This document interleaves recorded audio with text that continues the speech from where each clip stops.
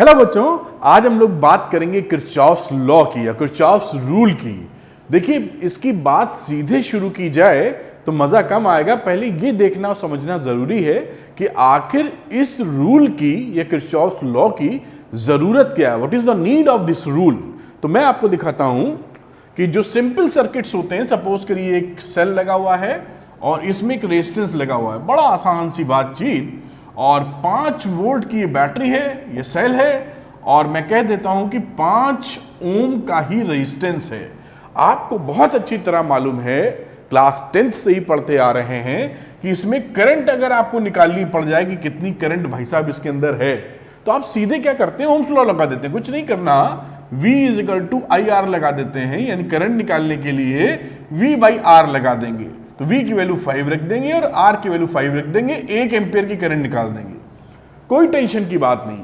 लेकिन यही सर्किट जब कॉम्प्लेक्सिटी में चले जाते हैं, जब आप क्लैरिटी से नहीं देख पाते कि ये रेजिस्टेंस सीरीज में है या पैरेलल में है, या कुछ और सेल्स भी पिक्चर में आ जाते हैं जो समझ में नहीं आता। जैसे कुछ एग्जांपल्स आपके सामने, आपने पढ़ा भी होगा, फिर भी मैं देता हूं। देखिए, एक एग्जांपल ये सर्किट का दे रहा हूं।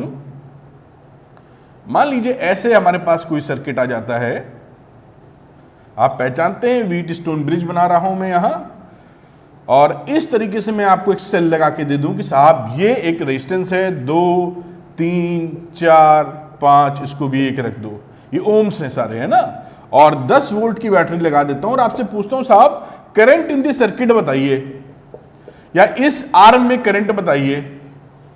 ठीक, तो अब इस सर्किट में अगर आप, एक बेसिक कॉम्प्लेक्स सर्किट है, इसमें आप चलेंगे अगर, तो मुश्किल होगी समझने में कि ये रेजिस्टेंसेस, ये जो बीच वाला है, ये किसके सीरीज में है, किसके पैरेलल में है। Lot of confusion are there, तो मुश्किल हो जाएगी। कैसे कैलकुलेट करेंगे, सीधे आर नहीं निकाल पाएंगे यहां पर, क्योंकि ये समझ में नहीं आ रहा है ये इसके सीरीज में है कि ये कौन सा इसके पैरेलल में है। लगा के देखिएगा। और एक सर्किट की बात कर लेते हैं। मान लीजिए एक सेल आपने लगाया, ये कुछ नमूने हैं आपके लिए जो कि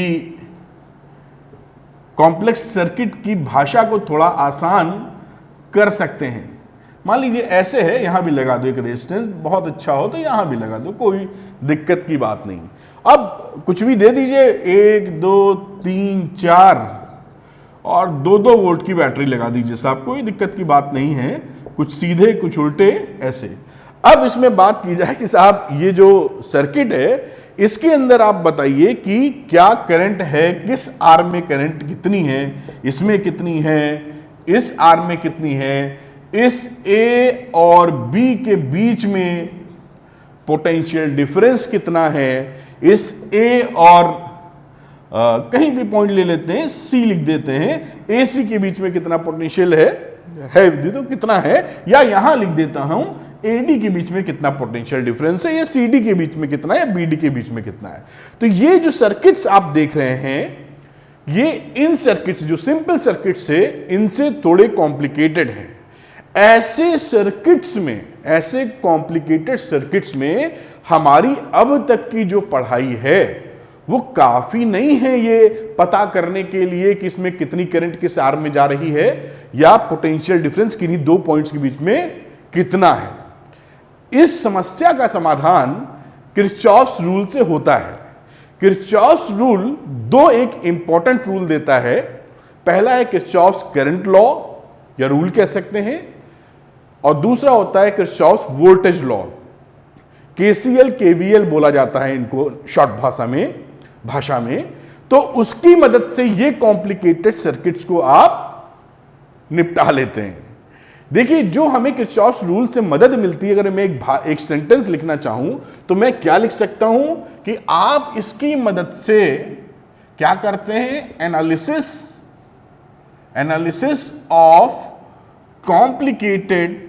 कॉम्प्लिकेटेड सर्किट्स। ये देखिए 2-4 शब्द मैंने लिखे हैं, और इसी में मदद करेगा हमारा किरचॉफ्स रूल। अब सवाल आता है कॉम्प्लिकेटेड सर्किट्स, तो मैंने दिखाया कुछ उसका नमूने आपको, सैंपल, कि कॉम्प्लिकेटेड सर्किट्स कैसे होंगे। अब आपके मन में ये ख्याल आ जाएगा या फील नहीं आता कि सर जो बोल रहे हैं कि इसकी एनालिसिस वो एनालिसिस का मतलब क्या है वो भी समझ लेते हैं, तभी तो मजा आएगा पढ़ने में। एनालिसिस की बात करें तो what is the meaning of analysis? Analysis का मतलब है एक इलेक्ट्रिकल नेटवर्क में या कॉम्प्लिकेटेड सर्किट्स में कि आप करंट इन दी सर्किट पता करना चाहते हैं। किसी भी आर में करंट इन दी ब्रांच लिख देता हूं, भी समझाऊंगा। किसी भी आर में कहीं भी आप ये चाहते हैं साहब कि कितनी करंट फ्लो हो रही है, यहां से बता दो, कितनी करंट फ्लो हो रही है यहां से ये बता दो, कहीं पे भी करंट जानना हो, या पोटेंशियल डिफरेंस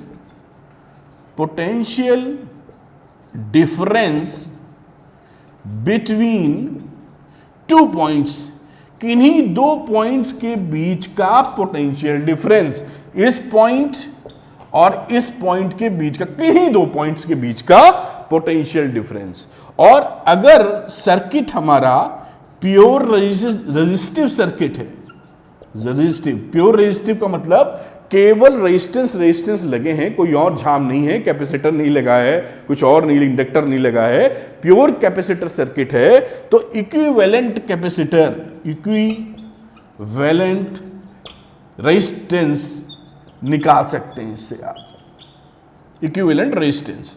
तो एनालिसिस का मतलब क्या हुआ? तीन बातें एनालिसिस का मतलब, कि किस ब्रांच में या किस वायर में कितनी करंट फ्लो हो रही है, किन्हीं दो पॉइंट्स के बीच में पोटेंशियल डिफरेंस कितना है, और साथ में प्योर रेजिस्टिव सर्किट है तो उसका इक्विवेलेंट रेजिस्टेंस क्या होगा। आज मैं जो आपसे बात करूंगा, जो ये 5 मिनट जिन्होंने ये वीडियो देखा होगा, वो किरचॉफ्स के लॉ को या रूल को मैं एक नए तरीके से बताऊंगा। रूल तो वही है, रूल है, लेकिन उसको अप्लाई करने का जो तरीका मैं बताऊंगा वो ऐसा तरीका रहेगा कि कोई भी गड़बड़ी हो ही नहीं सकती। सो इजी और बिल्कुल नयापन लॉजिक के साथ, जो किताबों में दिया रहता है साइन कन्वेंशन, इधर जाओ उधर जाओ, उन सब से निजात मिल जाएगी आपको, और सिंपल तरीके से लगा पाएंगे लॉजिकली।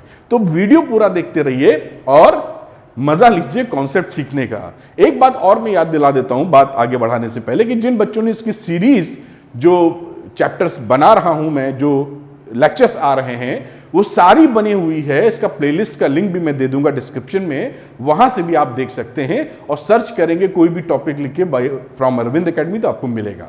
तो चलिए बात शुरू करते हैं, इसके आगे ले चलता हूं मैं आपको कि आखिर रूल क्या है, क्योंकि रूल सीखने के लिए, किरचॉफ्स के रूल सीखने के लिए हमें 2-3 टर्म्स पता होने चाहिए, तो और अच्छी फीलिंग आती है कि भाई ब्रांच क्या है, लूप क्या है, फलाना क्या है, धमाका क्या है। तो मैं लिख देता हूं आपके लिए और कथा शुरू करता हूं सुंदर तरीके से। तो आइए शुरू करते हैं। तो बच्चों हम लोग बात करते हैं कुछ इंपॉर्टेंट टर्म्स का, जो मैंने राइट हैंड पे लिख रखे हैं, भी मैं बताऊंगा, और इसको समझाने के लिए एक एग्जांपल लिया है। ये जो सर्किट है सो कॉल्ड छोटा मोटा कॉम्प्लिकेटेड सर्किट है। बाकी कॉम्प्लिकेटेड सर्किट तो बहुत भीषण होते हैं, लेकिन एक छोटा सा पप्पू टाइप कॉम्प्लिकेटेड सर्किट है। तो आइए समझते हैं कि क्या मतलब है इंपॉर्टेंट टर्म्स का, जो इस्तेमाल होंगे जब आप किरचॉफ्स लॉ को यूज करेंगे या अप्लाई करेंगे। एक बात मैं आपको तुरंत और बता देता हूं कि जो किरचॉफ्स रूल है या जो लॉ है, वो किसी भी सर्किट के लिए एप्लीकेबल है। ऐसा मत सोचिएगा कि कॉम्प्लिकेटेड सर्किट मिले तो ही एप्लीकेबल। अभी मैं दिखाऊंगा सिंपल सर्किट्स में भी किरचॉफ्स लॉ लगा सकते हैं, रूल लगा सकते हैं, कहीं लगा सकते हैं आप। चलिए बात शुरू करते हैं। तो इंपॉर्टेंट टर्म्स क्या है? जंक्शन। सर्किट में, कॉम्प्लिकेटेड सर्किट्स में, एक इलेक्ट्रिकल नेटवर्क में जंक्शन किसे बोलते हैं? तो जंक्शन उसे बोलते हैं जहां एक से ज्यादा कंडक्टर ज्वाइन हो। कंडक्टर कह लीजिए, तार कह लीजिए, या जो भी चीजें ज्वाइन हो। जैसे कि एक से ज्यादा ज्वाइन होने चाहिए, 2 हो या 3, 4, 5 कुछ भी हो। तो देखिए ये जो पॉइंट है बी, यहां पर आपको दिख रहा है 1, 2, 3, सीधी सड़क नहीं है, कुछ ना कुछ कनेक्टिविटी है किसी से। तो ये 3 चीजें ज्वाइंट है यहां पर, तो बी हमारा क्या हो गया? बी जंक्शन हो गया। क्या हमारा ए जंक्शन हुआ? तो आंसर है ए जंक्शन नहीं हुआ, ये मुड़ा है। तो यहां पर 2 कंडक्टर ज्वाइन है, ये मत समझ लेना ये एक ही कंडक्टर को मोड़ा गया है। तो आप ऐसा मत समझ लेना कि यहां पर ये 2 कंडक्टर ज्वाइन है। तो a is not junction, a junction नहीं है। आप समझ पा रहे होंगे, ए जंक्शन नहीं है। बी हमारा जंक्शन है, सी जंक्शन नहीं है। डी हमारा जंक्शन नहीं है, ई हमारा जंक्शन है, एफ हमारा जंक्शन नहीं है। तो वो पॉइंट जहां पर दो या दो से ज्यादा कंडक्टर्स ज्वाइन होते हैं, इनको आप ऐसे मत समझ लेना कि एक कंडक्टर ऐसे है एक कंडक्टर ऐसे है तो सर ज्वाइन तो हो रहे हैं, ये कहने का औचित्य नहीं है। ये एक ही तार है जिसको मोड़ दिया गया है। यहां पर देखिए एक तार में ये दूसरा कंडक्टर ज्वाइन है तो दो ज्वाइन हो गए, यहां पर कह सकते हैं। तो एग्जांपल्स क्या हो गए इसके, इस सर्किट के हिसाब से जो मैंने लिखा है, पॉइंट बी, मैं केवल बी लिख के छोड़ देता हूं, पॉइंट ई, बस इतने ये एग्जांपल्स के तौर पे बी और ई हमारे क्या रहे, junction, any point where two और मोर कंडक्टर्स ज्वाइन टुगेदर। बात समझ में आती हो, समझ गए होंगे मेरे ख्याल से। दूसरी बात करते हैं हम लोग लूप की। तो any closed conducting path in the circuit, इस सर्किट के अंदर जो एग्जांपल के तौर पे लिया है, कोई भी क्लोज्ड कंडक्टिंग पाथ आप ले लेंगे उसे लूप बोलेंगे। इतना बोल देने से फील आएगी नहीं, समझ में आएगा नहीं, तो मुझे बताना पड़ेगा कि लूप क्या है। जैसे पहला लूप लेता हूं मैं, ये ऊपर वाला, ये आपको मैं लिखता हूं, तो लूप नंबर 1, कई लूप हो सकते हैं। लूप 1 जैसे कि ए से स्टार्ट कीजिए, ए से चले बी तक आए, फिर मैं यहां से मुड़ गया, ई पर आया, फिर एफ पर आया और वापस ए पे आया। तो देखिए कहां से चला मैं, यहां से चला, ए से बी, बी से ई से एफ और एफ से। ये क्लोज्ड पाथ हो गया ना सर्किट में, ये लूप हो गया, लूप 1 कह सकते हो। यही तो ये बोल रहा है, यानी close conducting path, conductive path हो गया। दूसरी बात करूं लूप नंबर 2, तो कौन सा लूप है, नीचे वाला बना दो, बी से शुरू कर दो, तो B C D E B, B से सी से डी, डी से ई से बी, ये एक लूप हो गया। लूप नंबर 3, बड़ा वाला ले लो, यानी ए से चलो सी, फिर सी से चले डी, फिर डी से चले एफ या बीच में ई भी लिख दो, और एफ और वापस ए। तो देखिए क्लोज्ड है ना, जहां से शुरू हुए वहीं खत्म हुए। क्लोज्ड कहने का मतलब जहां से शुरू हुए वहीं खत्म हुए, बी से शुरू हुए बी खत्म हुए, ए से शुरू हुए ए से खत्म हुए। तो आपने देखा इसमें 3 लूप बना दिए, एक लूप बन गया याला, दूसरा लूप बन गया याला, लूप बना रहा हूं, और तीसरा ये पूरा वाला ले सकते हैं। तो 3 लूप तो सीधे तौर पे हमें नजर आते हैं, तो इसे बोलते हैं लूप। पहला था जंक्शन, दूसरा है लूप। तीसरी की बात करते हैं ब्रांच। अब ब्रांच ही क्या बोलते हैं कि किन्हीं दो जंक्शंस के बीच में जो पार्ट होता है। हम यहां जान पाए थे कि ये जो जंक्शन है, ये 2 जंक्शन, इनके बीच में ये जो पार्ट है इसे क्या बोलते हैं, इसकी ब्रांच। और ये ब्रांच एक ही थोड़ी है, ये एक ब्रांच एक ऊपर वाली भी है और एक ब्रांच नीचे वाली भी है। तो कितनी ब्रांचेस हो गई, मोटे तौर पर ब्रांच 1 लिखना चाहो तो बी टू ई लिख सकते हो, 2 जंक्शन के बीच में। ब्रांच नंबर 2 लिखना चाहो तो आप क्या लिख सकते हो, B A F E, B A F E, ये भी एक ब्रांच है। और ब्रांच नंबर 3 लिखना चाहो तो आप क्या लिख सकते हो, नीचे वाली लिख दो, बी सी डी ई, ये ब्रांच नंबर 3 हो गई। और अच्छी बात क्या है, ध्यान क्या रखना चाहिए, जो समझ में भी आता है, किसी भी ब्रांच में जो करंट फ्लो होती है वो पूरी ब्रांच में सेम रहती है। मतलब अगर यहां पर सपोज, मतलब यहां पर अगर 2 एम्पियर की करंट जा रही है, तो ये जो ब्रांच थी हमारी 2 एम्पियर अगर ऐसे जा रही है, कैसे भी भेज दो, तो 2 एम्पियर यहां भी जा रही है, 2 एम्पियर यहां भी है, 2 एम्पियर यहां भी है, तो यहां तक, यहां से यहां तक 2 एम्पियर है। सपोज करिए यहां से यहां तक 1 एम्पियर है, तो यहां से यहां तक 1 एम्पियर है। और सपोज करिए यहां भी 1 एम्पियर है, तो यहां से यहां सब जगह 1 एम्पियर है। समझाने के लिए जो मैंने बातें बताई, किसी भी ब्रांच में through out the branch current will be the same. तो हमने टर्मिनोलॉजी भी सीख ली, किरचॉफ लॉ क्यों जरूरत है भी सीख ली। अब जानेंगे किरचॉफ लॉ होता क्या है, उसके बाद उसके एप्लीकेशन के लिए 3-4 सवाल। तो चलिए बात शुरू करते हैं पहले लॉ की या पहले रूल की, जिसे किरचॉफ करंट लॉ बोला जाता है। आइए तो बच्चों बात करते हैं किरचॉफ के फर्स्ट रूल की। ये फर्स्ट रूल का कई तरह का फेमस नाम है, वो भी मैं बता देता हूं साथ साथ। तो Kirchhoff first rule Kirchhoff's current law भी इसको बोलते हैं और केसीएल के नाम से बड़ा फेमस है ये, केसीएल, किरचॉफ्स करंट लॉ। दूसरा किरचॉफ्स जंक्शन रूल भी इसे बोलते हैं, पहले वाले रूल को। अब ये रूल क्या मैं बताता हूं, फिर 2 लाइनें जो लिखी उसको समझा दूंगा। इस रूल के हिसाब से या केसीएल के हिसाब से, किरचॉफ्स करंट लॉ के हिसाब से, किसी जंक्शन पर, आप जान रहे थे कि जंक्शन किसे बोलते हैं, जहां एक से ज्यादा कंडक्टर ज्वाइंट हो सर्किट के अंदर। मान लीजिए ये हम लोगों ने कुछ करंट्स बनाई जो इस जंक्शन पे आ रही हैं और ये करंट जा रही है। मान लीजिए आने वाली करंट है I1, I2 और जाने वाली I3, I4, I5। ये क्या है, जंक्शन, इसीलिए इसे जंक्शन रूल भी कहते हैं। अब किसी जंक्शन पर ये क्या बोलता है लॉ कि algebraic sum of all the currents meeting at the junction, the algebraic sum of all the currents meeting at a junction will be 0। क्या मैंने कहने का मतलब है कि इस एल्जेब्रिक सम का मतलब क्या है, एल्जेब्रिक सम का मतलब है विथ साइन। तो साइन के लिए समझना पड़ेगा कि किसे प्लस और किसे माइनस कहना है। तो जब एल्जेब्रिक सम की बात की जाती है करंट के, तो जो करंट्स जंक्शन की तरफ आती हैं उनको पॉजिटिव ले लेते हैं। ये देखिए I1 और I2 जंक्शन की तरफ आ रही हैं तो पॉजिटिव, और जो जंक्शन से दूर जा रही हैं वो सारी की सारी निगेटिव।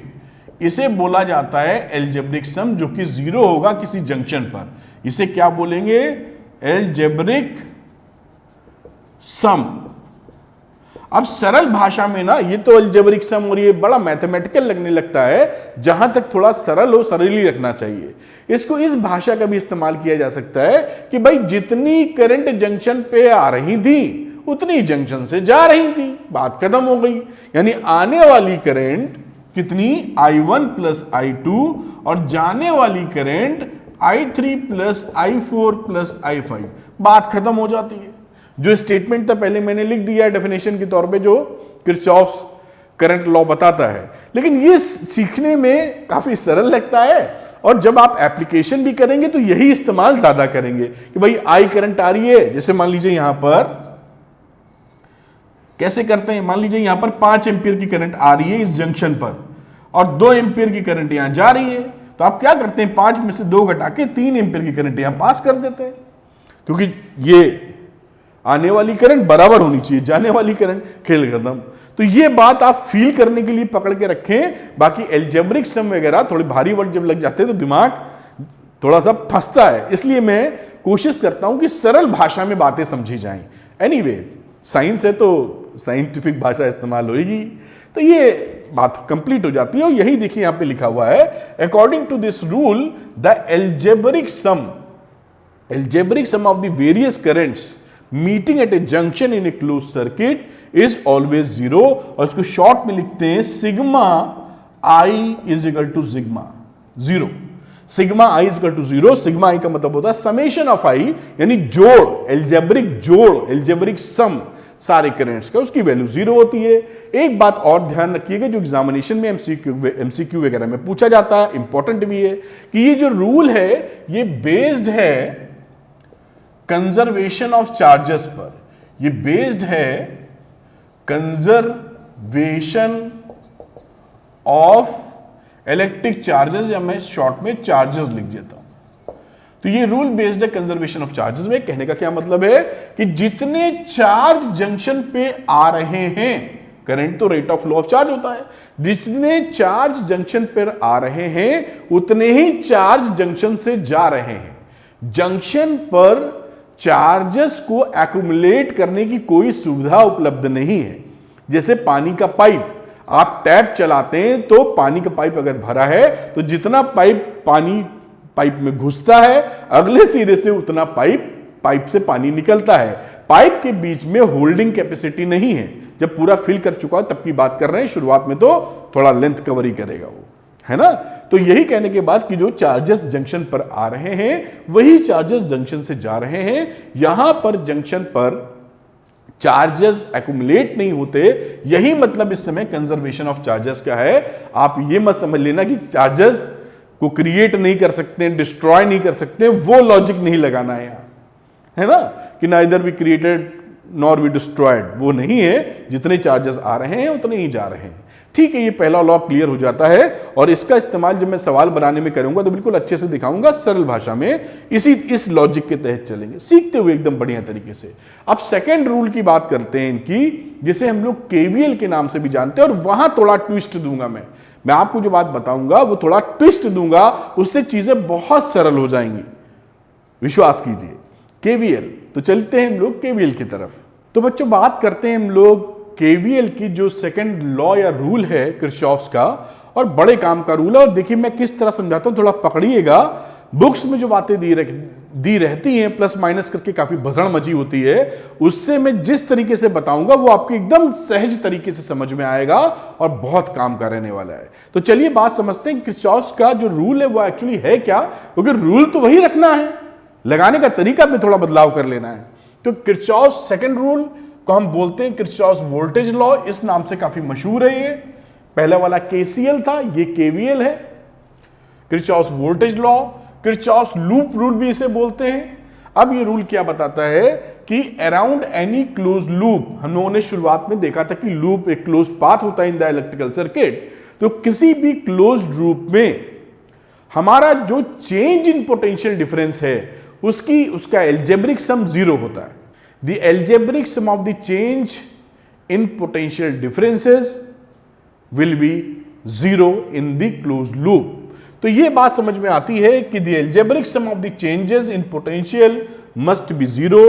कई बुक्स में सिग्मा समेशन dv यानी change in potential difference is equal to 0 है, सबका जोड़ एल्जेब्रिक सम, या सिग्मा या summation delta v is equal to 0। तो कुछ बुक्स में इस तरह लिखा रहता है अलग अलग, और इसी को तोड़ के कई लोग इस तरह लिखते हैं और इसकी बात ज्यादा करते हैं। मैं इसकी बात करूंगा आज ज्यादा। तो वो क्या बात करते हैं कि ईएमएफ देने वाले एक तरफ उस लूप में सप्लाई करने, क्योंकि एनर्जी कोई दे रहा होगा और कोई ले रहा होगा, तो एनर्जी कंजर्वेशन पे ये बेस्ड है ये रूल।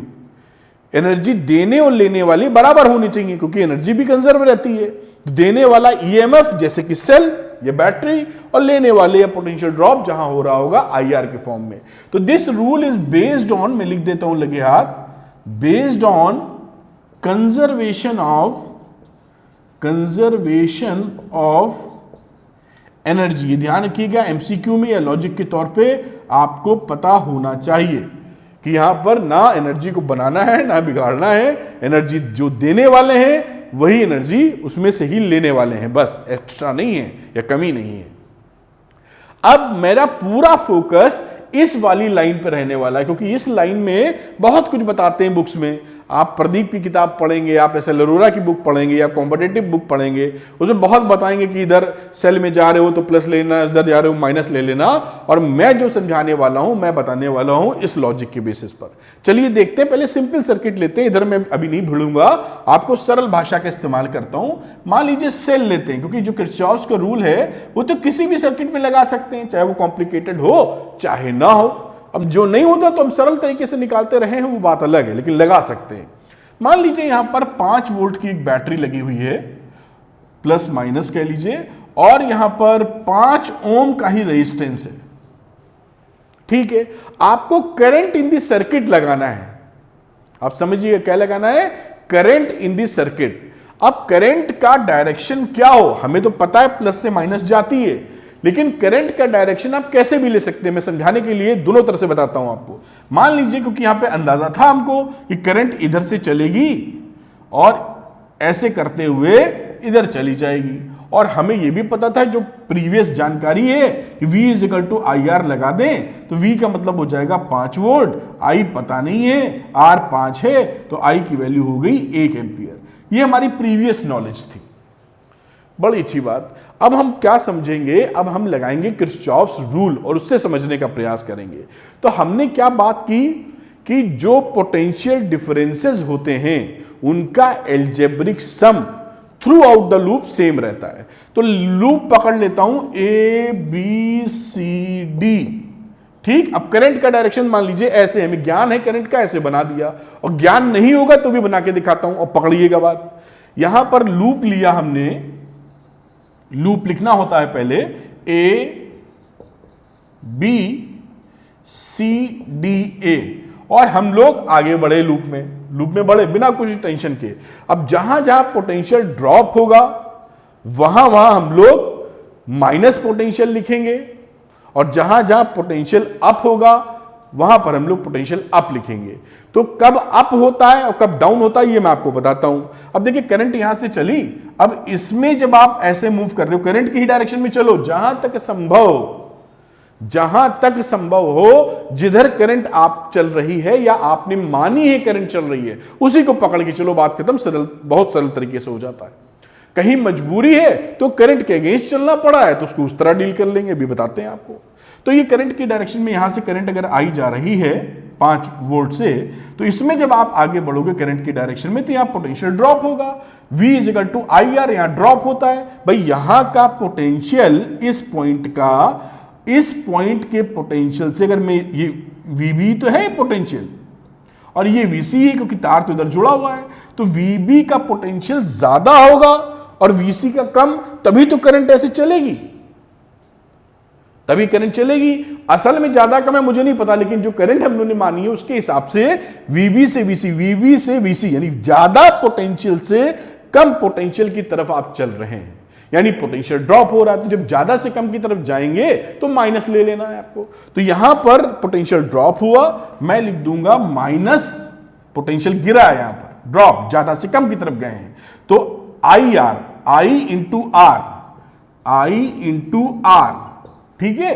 फिर ऊपर बढ़े, अब देखिए सेल आ गया, सेल में कम से ज्यादा की तरफ जा रहे हैं आप, कम माइनस जो टर्मिनल होता है वो कम पोटेंशियल का होता है, प्लस वाला टर्मिनल ज्यादा पोटेंशियल का होता है। तो आप कम से ज्यादा जा रहे हैं, देखिए बैटरी के अंदर जा रहे हैं ना, ये लॉजिक पकड़िए, इस डायरेक्शन में जा रहे हैं, इस डायरेक्शन में अगर आप जा रहे हैं, जो करंट का ही डायरेक्शन पकड़े हुए हैं आप, तो इस डायरेक्शन में अगर आप जा रहे हैं अंदर, तो क्या हुआ, आप ज्यादा पोटेंशियल की तरफ जा रहे हैं, माइनस प्लेट से प्लस प्लेट की तरफ, तो ये पोटेंशियल हो जाएगा प्लस, बढ़ रहा है पोटेंशियल, +5 = 0। अब यहां पर इसको इधर ले लीजिए, 5I = 5 और I = 1, देखिए 1 एम्पियर आ गया, इस तरह भी आ गया। अब देखिए इसमें एक और कलाकारी की, मान लीजिए करंट पता ही ना होती, हमें तो यहां नॉलेज थी कि प्लस से माइनस सिंपल सर्किट पता, कई जगह तो पता नहीं होती, ये पता नहीं करंट यहां से चली इसके अंदर जाएगी या ये सेल भारी पड़ जाएगा इसके अंदर जाएगी। तो यहां पर अगर आप गलती से उल्टा भी ले, गलती क्या मतलब, अगर आप उल्टा भी मान लें तो कोई फर्क नहीं पड़ेगा, देखिए निगेटिव आ जाएगी करंट की वैल्यू। दिखाता हूं आपको, 5 वोल्ट और ये 5 ओम। अब आप क्या करें, जो करंट हमने ऐसे मानी थी, मान लीजिए आपने कहा कि मैं करंट ऐसे जा रही है साहब, मुझे नहीं पता कहां से जा रही है, मैं ऐसे मान लेता हूं करंट जा रही है, कोई टेंशन की बात नहीं, ठीक, ऐसे, जो कि नहीं है, गलत है, लेकिन अभी दिख जाएगा। तो अगर करंट ऐसे जा रही है तो आप जब इधर बढ़ेंगे, करंट की जहां तक संभव करंट की डायरेक्शन में चलो, तो इधर आप जब करंट में गए तो पोटेंशियल ड्रॉप हुआ ना, तो लिखेंगे 5 - IR, V = IR वाला, तो IR करंट की डायरेक्शन में गए तो पोटेंशियल ड्रॉप होगा यहां, जो आपने माना है करंट, और फिर यहां गए तो आप देखिए प्लस से माइनस जा रहे हैं, आप कैसे जा रहे हैं, प्लस से माइनस की तरफ जा रहे हैं। तो प्लस से माइनस टर्मिनल पे जब बैटरी में जाएंगे तो ज्यादा पोटेंशियल से कम पोटेंशियल पे जा रहे हैं, तो माइनस आना चाहिए, तो यहां पर वैल्यू हो जाएगी -5 = 0। देखिए साहब, अब वैल्यू क्या आ गई, इस 5I को ले जाओ वहां, तो I की वैल्यू कितनी आ गई, -1 एम्पियर। इसका माइनस आने का मतलब क्या है कि जिस दिशा में करंट मानी थी आपने, एक्चुअली उसकी विपरीत दिशा में जाएगी। तो हम समझ गए कि हमारा जो डायरेक्शन था, माना हमने ऐसे है, लेकिन करंट एक्चुअली जा रही है ऐसे, और ये बात यहां से क्लियर हो गई। यानी करंट का डायरेक्शन आपको पता है या नहीं पता है, उससे कोई लेना देना नहीं, जिधर मन चाहे मानिए आप, जहां आपकी भक्ति श्रद्धा हो मान लीजिए और शुरू हो जाइए। और ये मैंने पूरा लॉजिक किस पे बेस्ड किया है, पोटेंशियल डिफरेंस पर। इससे फायदा क्या होता है, इससे फायदा एक ट्रेमेंडस ये होता है कि किसी भी, तो सिंपल सर्किट था, किसी भी पॉइंट के बीच में अगर आपको पोटेंशियल निकालना है तो भी यही फंडा इस्तेमाल कर लेते हैं। जैसे कि मैं इसको हटाता हूं और यहां दिखाता हूं, यहां तो बिल्कुल सिंपल सर्किट समझ में आएगा, इस वाले सर्किट में जब चलेंगे तो थोड़ा सा ज्ञान लेना पड़ेगा हमको, थोड़ा सा ज्ञान लेना पड़ेगा। बात पकड़ पा रहे हो जो मैं बताने की कोशिश कर रहा हूं?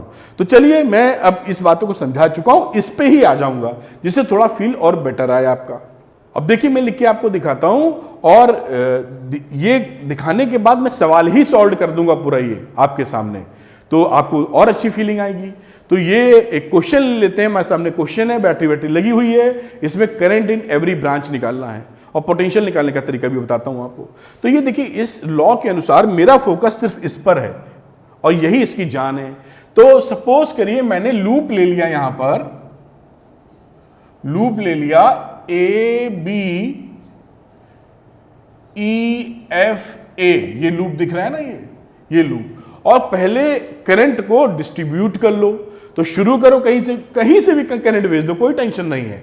सपोज करिए इससे करंट हमने निकाली, यहां से करंट शुरू हुई I1, यहां I1 जो करंट थी, यहां पहुंचने पे दो रास्ते इसके मिल गए, इसको कर दो आप I2, या इसको I2 कर देता हूं क्योंकि इधर दो चीज लगी है तो घटा वटा के निकालने मुश्किल हो सकती है।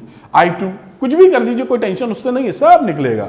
इधर I2 माना। अब आपको क्या करना है, ध्यान रखिएगा, इसको I3 मत मानिएगा वरना ये काम बढ़ाएगा। हम क्या मानेंगे, I1 से ही तो निकले हैं दोनों, तो I1 में I2 घटा के लिख दो, यानी I1 माइनस I2। मैंने क्या बताया, ध्यान रखना, अगर यहां पर आप I3 लिख दोगे तो आप इक्वेशन बनाओगे कि I1 is equal to I2 plus I3। एक स्टेप और बढ़ गया और तीन वेरिएबल इंट्रोड्यूस हो गए, I1 I2 I3। तो ये जो हमें करना था ये लगे हाथ कर लो। तो लगे हाथ जब कर लोगे तो ये I3 साहब आएंगे ही नहीं।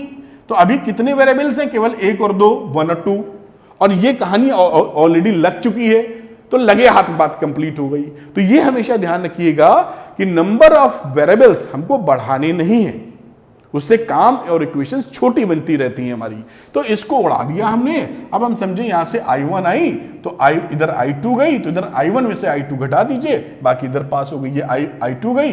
तो पूरे सर्किट में आप जान ही रहे हैं पूरा I2 चली जाएगी, क्योंकि जो ब्रांच होती है उसमें करंट तो बदलती है नहीं।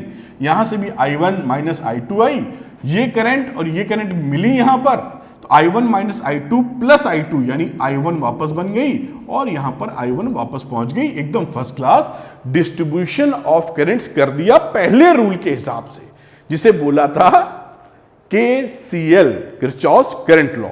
ये डिस्ट्रीब्यूशन हमारा हो गया। अब शुरू करते हैं बात हम लोग। तो लूप पकड़ा ABEFA।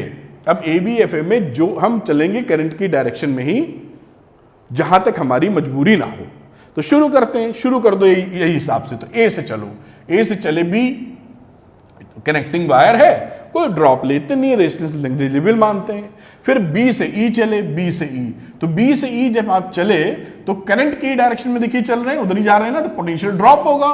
तो आप लिखोगे, मैं यहां इक्वेशन लिख देता हूं, जगह थोड़ी कम पड़ेगी, minus I1 minus I2 into ये V इसका टू IR लगा रहे हैं, I और ये R इंटू 4 है ना। इधर चले हो ना, करंट इधर मानी है, तो पोटेंशियल ड्रॉप होगा। प्लस से माइनस की तरफ जा रहे हो, ज्यादा पोटेंशियल से कम पोटेंशियल की तरफ जा रहे हो, माइनस लगा लो। आगे बढ़े, कहां पहुंचे, E पर, E के बाद F, कोई दिक्कत नहीं, F से चले फिर आप इधर 2 ओम पर। तो जिस डायरेक्शन में करंट थी उसी डायरेक्शन में बढ़े, फिर से पोटेंशियल ड्रॉप होगा। तो पोटेंशियल ड्रॉप होगा तो minus I1 into 2 potential drop हुआ। अब इस सेल पे आ गए हो, सेल में माइनस से प्लस की तरफ जा रहे हो, इसी डायरेक्शन में बढ़ रहे हैं ना, तो माइनस से प्लस जा रहे हैं। तो माइनस से प्लस जाने का मतलब क्या है, कम पोटेंशियल से ज्यादा पोटेंशियल। तो इसको कर दो प्लस 12 वोल्ट बराबर 0। बन गई पहली इक्वेशन फर्स्ट क्लास आपकी। देख रहे हैं, पहली इक्वेशन आपकी तैयार हो गई। और ये रूल लगाते हुए आप समझ पा रहे होंगे, ये जो रूल लगा, ये रूल यही रूल लगा। ये देखिए, ये क्या है, यही रूल यहां पर लगाया गया है, delta summation of delta V equal to 0। जो पोटेंशियल डिफरेंस, देखिए कहां ड्रॉप हो रहा था, कहां ड्रॉप हो रहा था और कहां बढ़ रहा था। तो ड्रॉप और बढ़ने वाले को जोड़ मारा, ड्रॉप था उसको माइनस साइन दिया है, अब बढ़ने वाले को प्लस दिया है, और सबका एल्जेब्रिक सम 0 कर दिया, खेल खत्म। इसका फायदा क्या मिलेगा, अभी मैं क्वेश्चन बना के सवाल सॉल्व कर दूंगा पूरा आपका। इससे फायदा ये मिलता है इस चीज को लगाने से कि किन्हीं दो पॉइंट के बीच का पोटेंशियल आप निकाल सकते हैं। आपका मन है मैं ए और डी के बीच का पोटेंशियल निकालूं, बिल्कुल निकाल लेंगे इसी लॉजिक। अभी मैं करके दिखाऊंगा एनालिसिस पूरी, जिससे पूरी पकड़ बन जाए आपकी। तो पहले मैं करता हूं सवाल को सॉल्व, फिर एनालिसिस और बढ़ाएंगे। आप रूल समझ गए कैसे लगाना है। अब इसमें और भी लूप बने हैं, उनका इस्तेमाल भी कर सकते हैं। तो मैं तीनों लूप में लगा के दिख देता हूं पहले तो इक्वेशन पहले सिंप्लीफाई कर लो। थोड़ा बड़ा बड़ा मैंने लिख दिया है, तो आ जाएगा -4i1 + 4i2 -2i1 + 12 = 0। तो -4 और -2 मिलकर हो गया -6i + 4i2 + 12 = 0। 2 से डिवाइड हो सकता है, कर दो डिवाइड। जितनी छोटी इक्वेशंस रहेंगी उतना हमारे लिए प्रॉब्लम या आसानी होती है उनको सॉल्व करने में। प्रॉब्लम तो नहीं बोलना चाहिए। ये बन गई इक्वेशन नंबर 1 पहले लूप से। अब लूप नंबर, ये नीचे वाला लूप ले लो, 3 लूप दिखे थे, कोई लूप ले सकते हो, मैं नीचे वाला ले रहा हूं क्योंकि सीख रहे हैं हम लोग। अब बात करते हैं लूप नंबर 2, या लूप लिया बी से, B C D E B, जहां से चले थे पहुंच गए, लूप फॉर्मेशन हो गया। तो शुरू करो भाई, करंट के डायरेक्शन में बढ़ेंगे हम लोग, और उल्टा भी बढ़ोगे तो कोई दिक्कत नहीं है। बस करंट की डायरेक्शन में बढ़ते हैं तो दिखता है इसमें पोटेंशियल ड्रॉप है, उल्टा बढ़ोगे तो पोटेंशियल गेन करना पड़ेगा, कम से ज्यादा जा रहे हो तो चले इसी डायरेक्शन में। अब देखिए सेल पड़ा, प्लस से माइनस जा रहे हो, यानी ज्यादा पोटेंशियल से कम पोटेंशियल में जा रहे हो तो माइनस लिख दो, ज्यादा से कम में माइनस और कम से ज्यादा में प्लस, गेन हो जाएगा पोटेंशियल वहां। अब इसमें चले आप, देखिए ये जिस डायरेक्शन में करंट थी उसी डायरेक्शन में बढ़े तो यहां पोटेंशियल ड्रॉप होना है। तो V = IR, यानी माइनस ड्रॉप हुआ है I2 × I, तो I2 × 1, मतलब आगे चले D से E में, कोई दिक्कत नहीं। फिर आप यहां आ गए, देखिए अब यहां पर क्या था ना कि पसंद तो हमने किया था करंट की डायरेक्शन में, लेकिन अब इस करंट को जो मान रखे उसको कुछ कर थोड़ी सकते हैं, तो हमें उल्टा चलना पड़ा। जब हम उल्टा चलेंगे, देखिए करंट की डायरेक्शन से, तो करंट की डायरेक्शन से जब उल्टा चलते हैं तो पोटेंशियल गेन हो जाता है। ये देखिए, आप समझिए इस बात को भाई। अगर करंट ऐसे जा रही है और यहां का पोटेंशियल है 5 वोल्ट और यहां का पोटेंशियल है 3 वोल्ट, तभी तो करंट ऐसे जारी, ज्यादा से कम पोटेंशियल में। अब आप अगर ऐसे बढ़ोगे तो क्या होगा, कम पोटेंशियल से ज्यादा पोटेंशियल की तरफ जा रहे हो ना, कम से ज्यादा में जा रहे हो, तो वहां पर पोटेंशियल गेन हो जाएगा। जो भी यहां पे कितना गेन होगा, 2 वोल्ट का पोटेंशियल गेन हो जाएगा। बात पकड़ में आ रही है ना, क्योंकि ऐसे गए कम से ज्यादा, तो कम से ज्यादा में गेन, ज्यादा से कम में माइनस। तो यहां पर आप इस करंट के जो I1 - I2 थी, इससे अपोजिट डायरेक्शन में आए हो, इसलिए पोटेंशियल गेन हो जाएगा। जब गेन हो जाएगा तो क्या लिखोगे, प्लस I1 - I2 × 4 बराबर 0 बन। अब फिर बी पे पहुंच गया, बात खत्म हो गई, इक्वेशन बनके तैयार है। अब इसको सिंप्लीफाई कर लो, लगे आप, -6 - I2, यहां वैल्यू होगी +4i1 - 4i2 बराबर 0। अब कुछ बातें और सॉल्व हो सकती हैं तो उनको भी कर लिया जाएगा। अभी हो रहा है तो उसको लिखो -6, या पहले I1 I2 लिख लेते हैं, जो पैटर्न लिखते आए हैं, 4i1 और इसको एडजस्ट करो तो आ जाएगा -5i2 और -6 बराबर 0। ये रही इक्वेशन नंबर 2। अब अगर आप देखें तो I1 I2 निकालने के लिए 2 वेरिएबल थे, 2 इक्वेशन आ चुकी हैं, हमें तीसरी इक्वेशन बनाने की कोई जरूरत नहीं। लेकिन क्योंकि हम सीख रहे हैं इसलिए हम बड़े वाले लूप को भी एक ले लेंगे, हम तो सीख रहे हैं ना, इसलिए तीसरी इक्वेशन भी बना देंगे। लेकिन जब आप सवाल सॉल्व कर रहे होगे, 2 अगर वेरिएबल्स हैं और 2 इक्वेशन है तो कोई जरूरत नहीं है। तो मैं यहां पे क्लीन करता हूं और बनाता हूं और इसके एनालिसिस को आगे लेके जाता हूं। तो बच्चों हम लोग लूप 3 के लिए लिखते हैं, तो लूप हमने बड़ा वाला लिया है, जो मैं मेंशन कर देता हूं। अभी हमने लिया है लूप, शुरू करो ए से, ABC DEFA। देखिए ABCDEFA, ये पूरा लूप लिया बड़ा वाला। कोई टेंशन की बात नहीं, जो लॉजिक पकड़े वैसे ही चलेंगे। अब आप शुरू कीजिए, ए से बी में आए, कनेक्टिंग वायर, कोई ड्रॉप ड्रॉप ना कोई गेन। बी से सी में कनेक्टिंग वायर, कोई झंझट नहीं। फिर आगे बढ़े आप सी से डी में, तो दो खिलाड़ी मिले। पहला खिलाड़ी था सेल, ज्यादा वोल्टेज से कम वोल्टेज में जा रहे हो, माइनस कर देना है, तो -6, ठीक है, ज्यादा से कम में जा रहे हो। फिर यहां चले, जिस डायरेक्शन में करंट उधर ही जा रहे हो, पोटेंशियल ड्रॉप होने वाला है, तो IR I2 into 1 minus drop हुआ है I2 इंटू 1। आगे चलते हैं, D पे आ गए कोई दिक्कत नहीं, E पे आ गए कोई समस्या नहीं, F पे आ गए कोई समस्या नहीं। F से फिर आगे बढ़े तो फिर जिस डायरेक्शन में करंट है वहां पे पोटेंशियल ड्रॉप उसी डायरेक्शन में बढ़ रहे हैं, तो I1 इंटू 2, इसके लिए ड्रॉप है तो -I1 इंटू 2। बहुत सुंदर। अब आगे चले हम लोग, कम से ज्यादा पोटेंशियल में जा रहे हो तो 12 वोल्ट का गेन, तो 12 वोल्ट का गेन बन गई फर्स्ट क्लास इक्वेशन नंबर 3। ये तो और ज्यादा सरल है, इसका इस्तेमाल कर लेंगे। तो लिखिए -6 -I2, ये 6 को निपटा लो, तो इसको लिख दीजिए आप क्या है, -2I1 -I2, और ये बच गया +6 बराबर 0। This is equation number 3। ये तीसरी केवल इसलिए बनाई है कि हम लोग सीख रहे हैं, वरना कोई भी दो इक्वेशन बना के आप सॉल्व कर सकते हैं।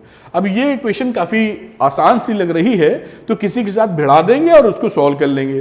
तो देखिए किसके साथ सॉल्व होते दिख रही है, सभी के साथ सॉल्व हो जाएगी। वैसे इस वाली को मैं पहले वाले से एडजस्ट करने वाला हूं, 2I2 दिख रहा है, 2 से मल्टीप्लाई करके जोड़ दूंगा उसमें, ठीक है। तो इसको मैंने पहली इक्वेशन को लिखा -3I1 +2I2 +6 = 0।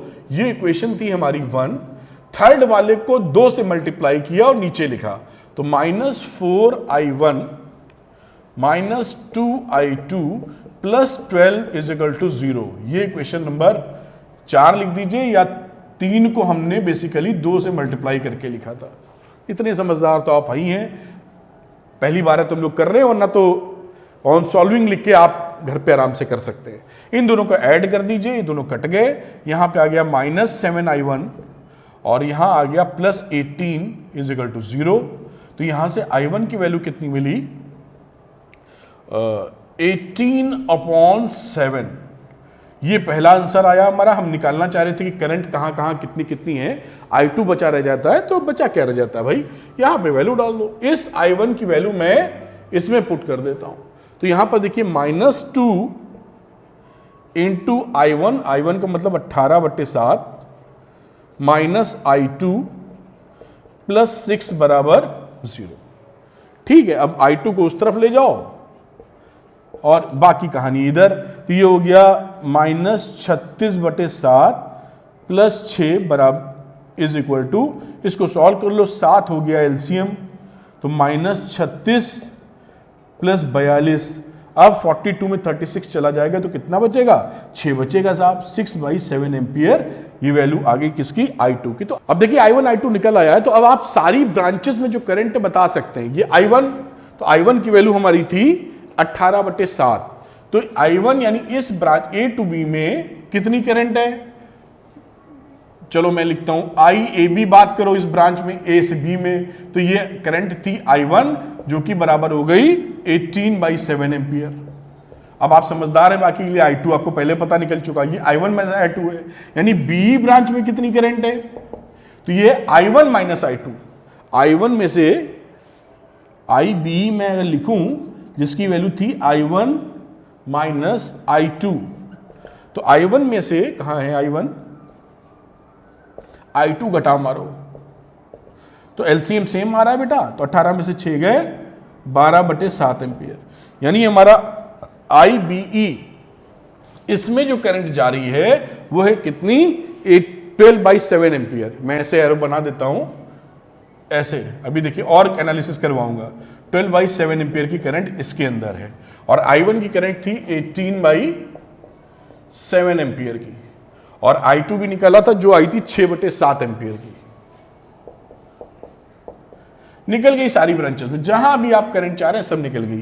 तो आपसे बात किया था कि जो किरचॉफ्स का रूल होता है, वो एनालिसिस करवाता है। क्या एनालिसिस करवाता है कि भाई कहीं भी करंट निकालनी हो किसी ब्रांच में, किसी वायर में, किसी भी चीज में, इलेक्ट्रिकल सर्किट्स में, तो आप निकाल सकते हैं। आपने निकाल डाला। अब इस रूल को जो मैंने फोकस किया है पोटेंशियल ड्रॉप या पोटेंशियल अप पर, इसका फायदा क्या मिलता है कि अगर आप ये चाहते हैं कि किन्हीं दो पॉइंट्स के बीच में पोटेंशियल डिफरेंस निकालें, सपोज करिए आपकी इच्छा है कि मैं साहब ए से डी के बीच में निकालूं पोटेंशियल डिफरेंस, तो वो पोटेंशियल डिफरेंस देखिए कैसे निकाल सकते हो, कितने सुंदर तरीके से निकाल सकते हैं, वो मैं आपको बताने वाला हूं। और ये एडवांटेज मिलता है इस लॉजिक के साथ, वरना कोई और लॉजिक लगाएंगे तो there is a space of confusion, इसमें कोई कंफ्यूजन नहीं होना। चलिए मैं दिखाता हूं आपको कि आप ये और वीडी को कैसे हैंडल करेंगे। तो इसको मैं क्लीन करूंगा, यहां पर समझ चुके होंगे आप, और मैं पोटेंशियल ड्रॉप की बात आगे करता हूं। तो बच्चों चलिए मान लीजिए हमारी इच्छा क्या है कि मैं निकालना चाहता हूं वी ए डी, जिसे मैं लिख देना चाहता हूं, लिखते हैं normally V A minus V D. हमको V A minus V D निकालना है। तो कैसे निकालते हैं देखिए मैं आपको बताता हूं, और कोई सवाल हो कैसा भी हो यही लॉजिक पकड़िएगा और एकदम सॉलिड तरीके से आप करेंगे। साहब ये देखिए ए से डी की तरफ हम बढ़ेंगे पोटेंशियल ड्रॉप या अप वाले कॉन्सेप्ट के हिसाब से। अब ये भी देखिए आपकी ए से डी में आने के हमारे पास इस समय कम से कम 3 रास्ते तो इस झटके में मुझे दिख ही गए। एक तो ये रास्ता है, एक ये रास्ता है, और एक ये बीच वाला रास्ता है। हम लोग तीनों से पोटेंशियल डिफरेंस निकालेंगे और चेक करेंगे कि क्या हमारा लॉजिक ठीक है। आप देखेंगे कि लॉजिक ठीक है। चलिए शुरू करते हैं। अब मैं शुरू कर रहा हूं V A minus V D, यानी शुरू करते हैं वी ए से, और रास्ता हमने पकड़ा है, मैं लिख भी देता हूं जिसे आप पकड़ पाए, ए एफ ई डी। मैं लिख देता हूं यहां पर हम लोग रास्ता क्या पकड़ रहे हैं, ए एफ ई डी। ये क्लोज लूप नहीं है, ध्यान रखिएगा। ए से चल के ए पे नहीं पहुंचे हैं, रास्ते में ही रुक गए हैं। तो जब रास्ते में रुक जाते हैं तो क्लोज लूप नहीं है, तो algebraic sum of differences of potential difference zero नहीं होगा। वो क्या होगा देखिए दिखाता हूं आपको। अब इस रास्ते के तहत आप चले वी ए से, कुछ पोटेंशियल होगा वी ए का। अब आपने पकड़ा है ये रास्ता, तो इसमें बैटरी पड़ी और प्लस से माइनस में जा रहे हैं, ऐसे जा रहे हो ना, तो पोटेंशियल ड्रॉप हो गया। तो वीए में पोटेंशियल 12 वोल्ट का ड्रॉप हो गया। भाई वीए था पोटेंशियल यहां पर, और जब आगे बढ़े तो यहां पोटेंशियल हो गया प्लस से माइनस में चले गए आप, तो पोटेंशियल ड्रॉप हो गया। आगे चले गए तो यहां पर देखिए क्या था, करंट इधर आ रही थी, आप अपोजिट गए हो तो पोटेंशियल अप हो गया। अप होने का मतलब I1 इंटू 2, और I1 की वैल्यू मालूम है इसलिए मैं सीधे पुट कर रहा हूं यहां पर। देखे ना ये करंट ऐसी थी, आप ऐसे जा रहे हो, तो I1 इंटू 2 यानी अप लिखा तो 2 लिख दिया R की वैल्यू, और I1 कितना है, I1 था 18/7, तो ये हो गया 18/7। बहुत बढ़िया। अब यहां से चले तो कनेक्टिंग वायर है, ई पे गए कोई टेंशन नहीं, डी पे गए कोई टेंशन नहीं। अब आप डी पे पहुंच गए, जब आप डी पे पहुंच गए तो ये पोटेंशियल कहां का है, डी का है। भाई यहां से शुरू हुए तो ड्रॉप कराते कराते कहां पहुंचे, डी पर, तो डी पर पहुंचे तो डी का पोटेंशियल यानी ये जो बचा हुआ पोटेंशियल है वो डी का है, और यही डी की जगह यही पोटेंशियल ई का है, क्योंकि एक ही वायर से ही तो जुड़ा है, सेम पोटेंशियल ई का, एफ से जुड़ा है तो एफ का है, तो एफ ई डी का पोटेंशियल सेम है, क्योंकि एक कनेक्टिंग वायर से जुड़ा है, इसका कोई रेजिस्टेंस नहीं है। समझ पाए होंगे कि वीए से चले, फिर से एक बार, वीए से चले, पोटेंशियल गिरा, पोटेंशियल बढ़ा, और उसके बाद कहां पहुंच के डी पर, ये वीडी का पोटेंशियल हो गया, तो दिस माइनस प्लस वीडी। अब यहां पर देखिए वीए, इसको माइनस वीडी कर लो, क्योंकि ये निकालने की हमारी इच्छा थी, और यहां आ गए इसको इधर ले जाएंगे, इसको इधर ले जाएंगे तो 12 लिखेंगे, ये माइनस में आ जाएगा 36/7। कैलकुलेशन वगैरह देख लेना, सब ठीक है। अब एलसीएम ले लो, 7 से मल्टीप्लाई कर दो, तो 7 2 14, 7 एकम 7, तो 84 आ गया, ठीक, 70 और 14। अब इधर -36।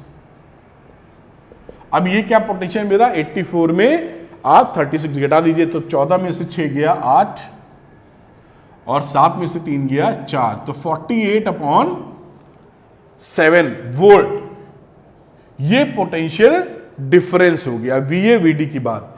अगर कभी मान लीजिए ना आपको VA पता हो तो सीधे VD निकाल लेंगे यहां से।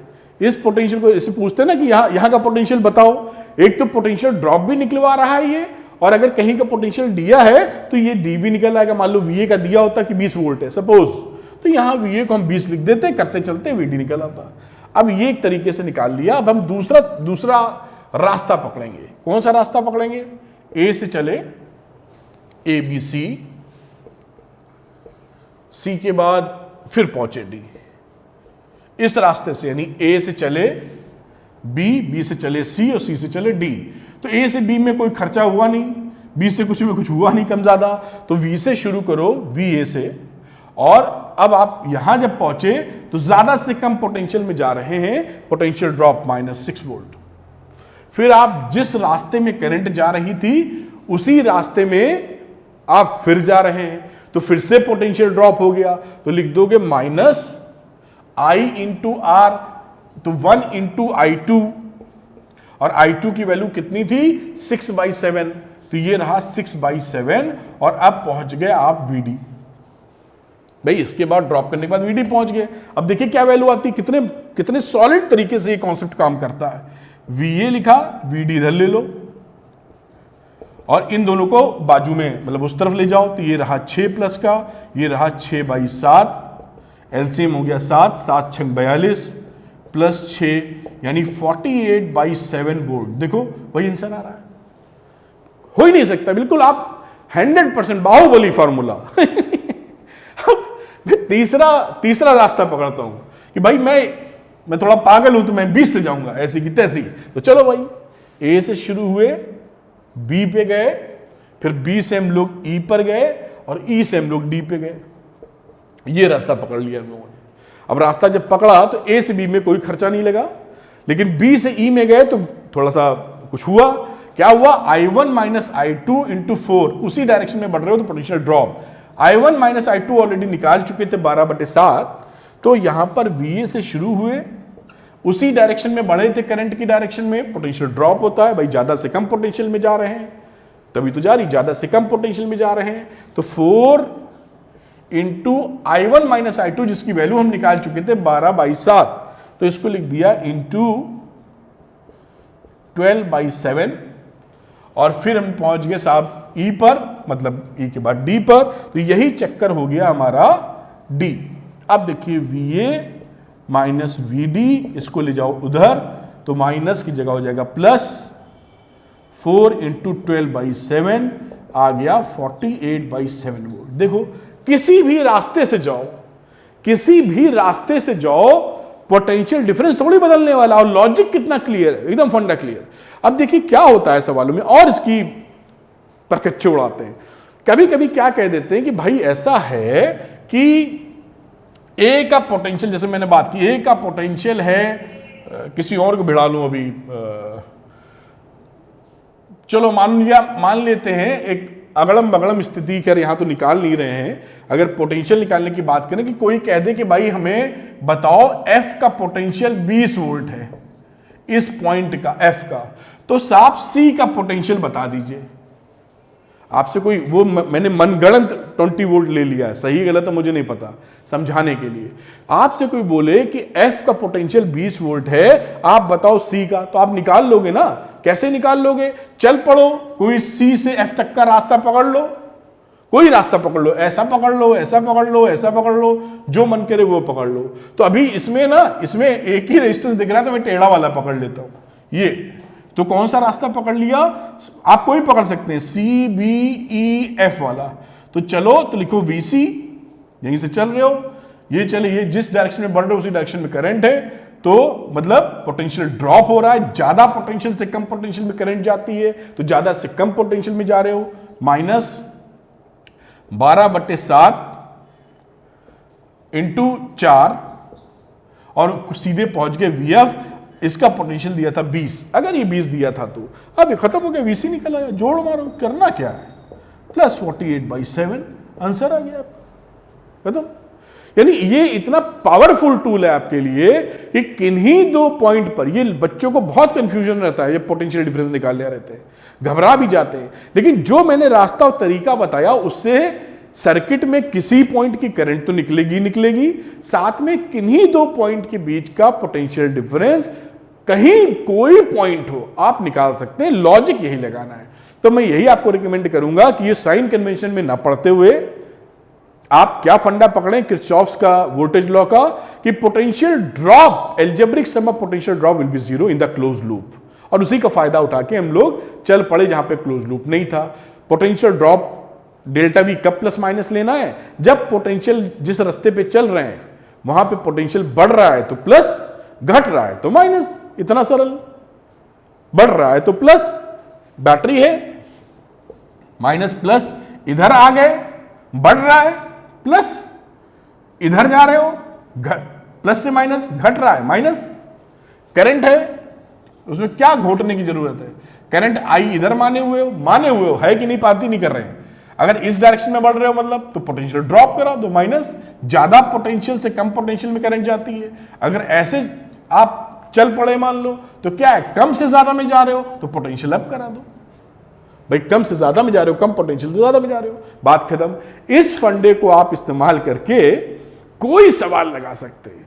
तो ये देखिए आपको मैंने ये सवाल बताया, अब एक दो सवाल और लेंगे जिससे आपका फील बढ़ जाए। तो आइए चलते हैं हम लोग नेक्स्ट क्वेश्चन पर। तो बच्चों हम लोग करेंगे एक एनसीईआरटी के एग्जाम्पल का क्वेश्चन, और इस क्वेश्चन में जैसे एनसीईआरटी ने किया है मैं जानबूझ के उसको गलत करने की कोशिश करूंगा, और देखेंगे आप कि जो लॉजिक हम लोगों ने समझा उससे गलती हो ही नहीं सकती।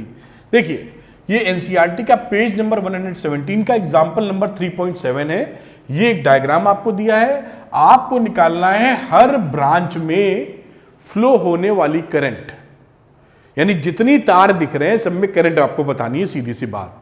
तो चलिए शुरू करते हैं। जैसे मैंने आपको बताया था शुरू कहीं से कर सकते हैं। मैं इस 10 वोल्ट की बैटरी पकड़ता हूं, यहां से मैं करंट को चालू करवाता हूं जिसका नाम लिखता हूं I1 करंट निकली, एक ब्रांच में करंट चली गई, इधर मान लेते हैं कितनी, I2, कुछ तो जाएगी क्योंकि यहां पर जंक्शन मिल गया। और यहां कितनी करंट जाएगी, अब यहां पर I3 मत लिखना आप, क्योंकि अगर I3 लिखोगे तो एक वेरिएबल बढ़ा दोगे, वर्किंग बढ़ जाएगी आपकी। हम यहीं पर निपट लेंगे इससे, यानी I1 में से I2 चला गया तो बचा कितना, बचा I1 माइनस I2। ये करंट हमारी AD ब्रांच में हो गई। भाई खत्म करो उस किस्सा। अब यहां तक AD तक पहुंचे, अब ये जो I2 करंट थी जब यहां पहुंची, यहां जब पहुंची तो फिर इसको जंक्शन मिला। अब मैं इसको तोड़ देता हूं दो ब्रांचेस में, यानी यहां पर कहानी बनाता हूं I3 की, I3, और यहां जो करंट टूट के निकली है वो है I2 में से I3 चला गया। भाई इस I2 यहां पे I2 आ रही थी, I3 इधर चली गई तो I2 माइनस I3 इधर चली गई, है ना, I2 माइनस I3 इधर चली गई। ये जो करंट मैंने बनाई है ये एनसीईआरटी में ऐसे करंट बनाई है, इस दिशा में मैंने जानबूझ के इधर से करंट को ठुसाया है। क्यों, क्योंकि मुझे क्या पता करंट किधर से जा रही है, भाई कोई रट के तो जाएंगे नहीं क्वेश्चन। अब हमने सोचा ऐसे जा रही है, और अगर ऐसे जा रही होगी तो I2 माइनस I3 निगेटिव आ जाएगा, अगर जा रही होगी, नहीं जा रही होगी तो पॉजिटिव ही रहेगा। तो हमको कोई पता थोड़ी रहता है कि करंट किधर से जाएगी कॉम्प्लेक्स सर्किट्स में, तो कोई भी आप डायरेक्शन ऑफ द करंट मान सकते हैं। तो ये I2 माइनस I3 चली, अब ये यहां तक तो मामला सेम था, ये I2 माइनस I3 यहां भी चली, और यहां पर I1 माइनस I2 ये चल रही थी। जब ये इस ब्रांच में जाएगी तो ये दोनों जुड़ जाएंगे आपस में। आप देख पा रहे हैं इन दोनों को जब जोड़ोगे तो I2 निपट जाएगा, और इस ब्रांच में जो करंट मिलेगी, इस ब्रांच में मैं ये थोड़ा तीर लगा के नीचे लिखता हूं, ये मिलेगी कितनी, I1 माइनस I3।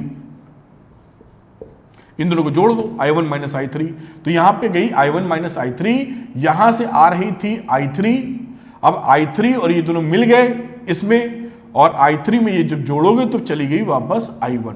तो ये हमारा पूरा फंडा क्लियर हो गया। यहां जगह कम थी इसलिए नीचे लिखा, भसड़ मच जाती है लिखने में।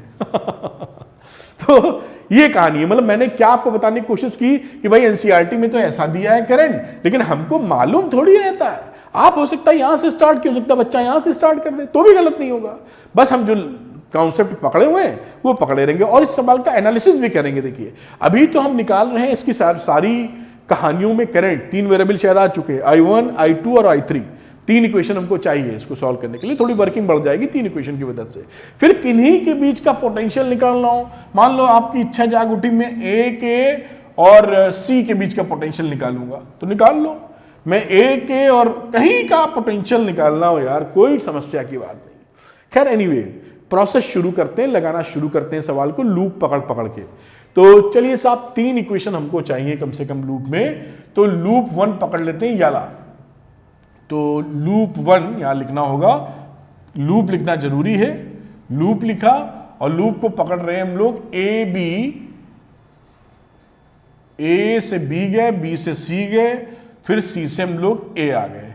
मैंने कोशिश हमेशा यही रहती है कि जहां तक करंट हो उसी का रास्ता पकड़े रहो, आदत बनी रहती है। और जब नहीं हो पाएगा तो जो रास्ते में पड़ेगा उसको देख लेंगे। तो A B C A इस तरह जा रहे हैं, A से B में गए, करंट की डायरेक्शन में ही, तो ज्यादा से कम पोटेंशियल में जा रहे हैं, ड्रॉप करा दो, यानी -4 × I2। समझ पाए हो ना, ज्यादा से कम पोटेंशियल में। आगे बढ़े, यहां पे चले, फिर करंट की डायरेक्शन में, फिर पोटेंशियल ड्रॉप, करंट की डायरेक्शन में बढ़ोगे पोटेंशियल ड्रॉप हो जाएगा। तो लिखोगे -2 × I3। C पे पहुंच गए, अब अंदर घुसे, जिस डायरेक्शन में करंट वहीं जा रहे हो, फिर से ड्रॉप, तो -I1 × 1। फिर ये प्लस माइनस आप जा रहे हो, ज्यादा पोटेंशियल, कम से ज्यादा की तरफ जा रहे हो, प्लस है ये माइनस, कम से ज्यादा की तरफ, तो +10 = 0। ये पहली इक्वेशन बन गई। थोड़ा अगर आसान शब्दों में लिखी जाए तो लिख लेते हैं, नहीं लिखी जाएगी तो छोड़ देंगे। खैर I1, I2, I3 को रीअरेंज कर लेते हैं, देखने में थोड़ा बेहतर लग सकता है, या प्लस करके माइनस से मल्टीप्लाई कर दो। तो ये हो गया I1, ये हो गया +4I2 +2I3 -10 = 0। इसको बोल दो इक्वेशन नंबर 1। 3 इक्वेशन कम से कम चाहिए इनको सॉल्व करने के लिए। अब आते हैं हम लोग दूसरे पे, इस लूप को पकड़ लेते हैं। ये लूप थोड़ा हल्का दिख रहा है, ज्यादा कुछ खिलाड़ी नहीं है इसके अंदर। लूप पकड़ते हैं, कहां से शुरू करते हैं? B से शुरू करते हैं। B से C आते हैं, C से D आते हैं, D से E आते हैं, फिर E से B आते हैं। तो कोई भी लूप पकड़ सकते हो, कोई मनाही थोड़ी है। अब यहां पर लिखने की शुरुआत करते हैं। देखिए, तो यहां पर इस ब्रांच में I3 करंट थी और ज्यादा से कम की तरफ जा रहे हो तो -2I3 हो गया। 2I3 यहां से यहां तक चले तो इस करंट की अपोजिट डायरेक्शन में जा रहे हो तो पोटेंशियल गेन होगा। जब करंट की डायरेक्शन में पढ़ते हो ज्यादा से कम पोटेंशियल में तो माइनस, और कम से ज्यादा में तो प्लस। तो इस करंट के अपोजिट जा रहे हो तो पोटेंशियल गेन होगा, यानी प्लस लिखना होगा। 2 × I1 - I3 गेन हो गया पोटेंशियल। फिर आप बढ़े, माइनस सिरे से प्लस सिरे में जा रहे हो तो +5 वोल्ट बराबर, अब आप पहुंच गए B पर तो 0। ये कहानी दूसरी बन गई। I1 I2 इसके अंदर जहां तक नहीं आया है तो ये और अच्छी बात है, सीधे रिलेशन I1 I3 में मिल जाएगा। तो इसको सॉल्व कर लेते हैं। 2I1 और ये 2 2 4, यानी -4I3 +5 बराबर 0। तो I1, अब इसकी जरूरत पड़ेगी तो हम लोग I1 की वैल्यू निकाल लेते हैं यहां से। इसको भी 2 वेरिएबल में, और जो तीसरा खिलाड़ी आएगा उसको भी 2 वेरिएबल में करके निपटा देंगे। तो आइए साहब देख लेते हैं हम लोग। तो इसको लिख लेते हैं I1 = 4I3 -5/2। मतलब ये इक्वेशन थी नंबर 2 और इसी इक्वेशन से ये हमने नीचे वाला I1 की वैल्यू निकाली, जहां पुट करनी हुई कर लेंगे। अब तीसरा लूप पकड़ते हैं और देखते हैं जिसके अंदर ज्यादा करंट कम से कम हो। देखिए इस वाले में ऊपर वाला ले चुके थे, इसमें आओगे तो I1 I2 I3 तीनों मिलेगी। इस छोटे में पूरे में आ जाओ तो पूरे में भी I1 I2 I3 में, चलो छोटा वाला ले लेते हैं। तो अब पकड़ लो तीसरा, कोई भी लूप ले सकते हो, कोई टेंशन नहीं है। प्रैक्टिस करते करते अंदाजा हो जाएगा कि किस लूप में फायदा ज्यादा दिख रहा है आपको। तो इस वाले लूप में आते हैं और ADCA पकड़ लेते हैं। ADCA A से D गए, जिस डायरेक्शन में करंट जा रही है उसी डायरेक्शन में बढ़ रहे हैं, पोटेंशियल ड्रॉप होगा, ज़्यादा से कम पोटेंशियल की तरफ करंट जाती है। तो यहां वैल्यू थी I1 माइनस I2, तो ये रही माइनस का 4I1 माइनस I2, ड्रॉप हुआ है। फिर डी पे पहुंच गया, डी से उसी डायरेक्शन में बढ़े, फिर पोटेंशियल ड्रॉप होगा, वैल्यू है I1 माइनस I3, ड्रॉप हुआ है तो minus 2 into I1 minus I3। फिर आगे बढ़ते हैं हम लोग, सी पर पहुंचे, उसी डायरेक्शन में गए, फिर पोटेंशियल ड्रॉप I1 इंटू 1, यानी मैं लिख देता हूं 1 इंटू I1। फिर सेल पे आ गए हो, माइनस से प्लस, तो प्लस 10, कम से ज्यादा में जा रहे हो, प्लस 10 बराबर 0। ये तीसरी इक्वेशन है, कुछ कट पिट रहा तो काट पिट लेंगे। जैसे I1 की चर्चा करें, एक बार लिख देता हूं जिससे कहीं कंफ्यूजन ना रहे आपको। 4I1 plus 4I2 minus 2I1 plus 2I3 minus I1 plus 10 is equal to 0। अब I1 यहां मिला, यहां मिला, यहां मिला, सब माइनस में जुड़ जाएंगे, 4 2 6 1 7, तो माइनस 7I1, I2 और I3 मिले तो I2 को लिख लो 4I2 और I3 को लिखना पड़ेगा 2I3 plus 10 is equal to 0। ये इक्वेशन नंबर 3 है। अब 3 वेरिएबल्स हैं, 3 इक्वेशन हैं, अब आपको ज्यादा इक्वेशन बनाने की जरूरत नहीं है।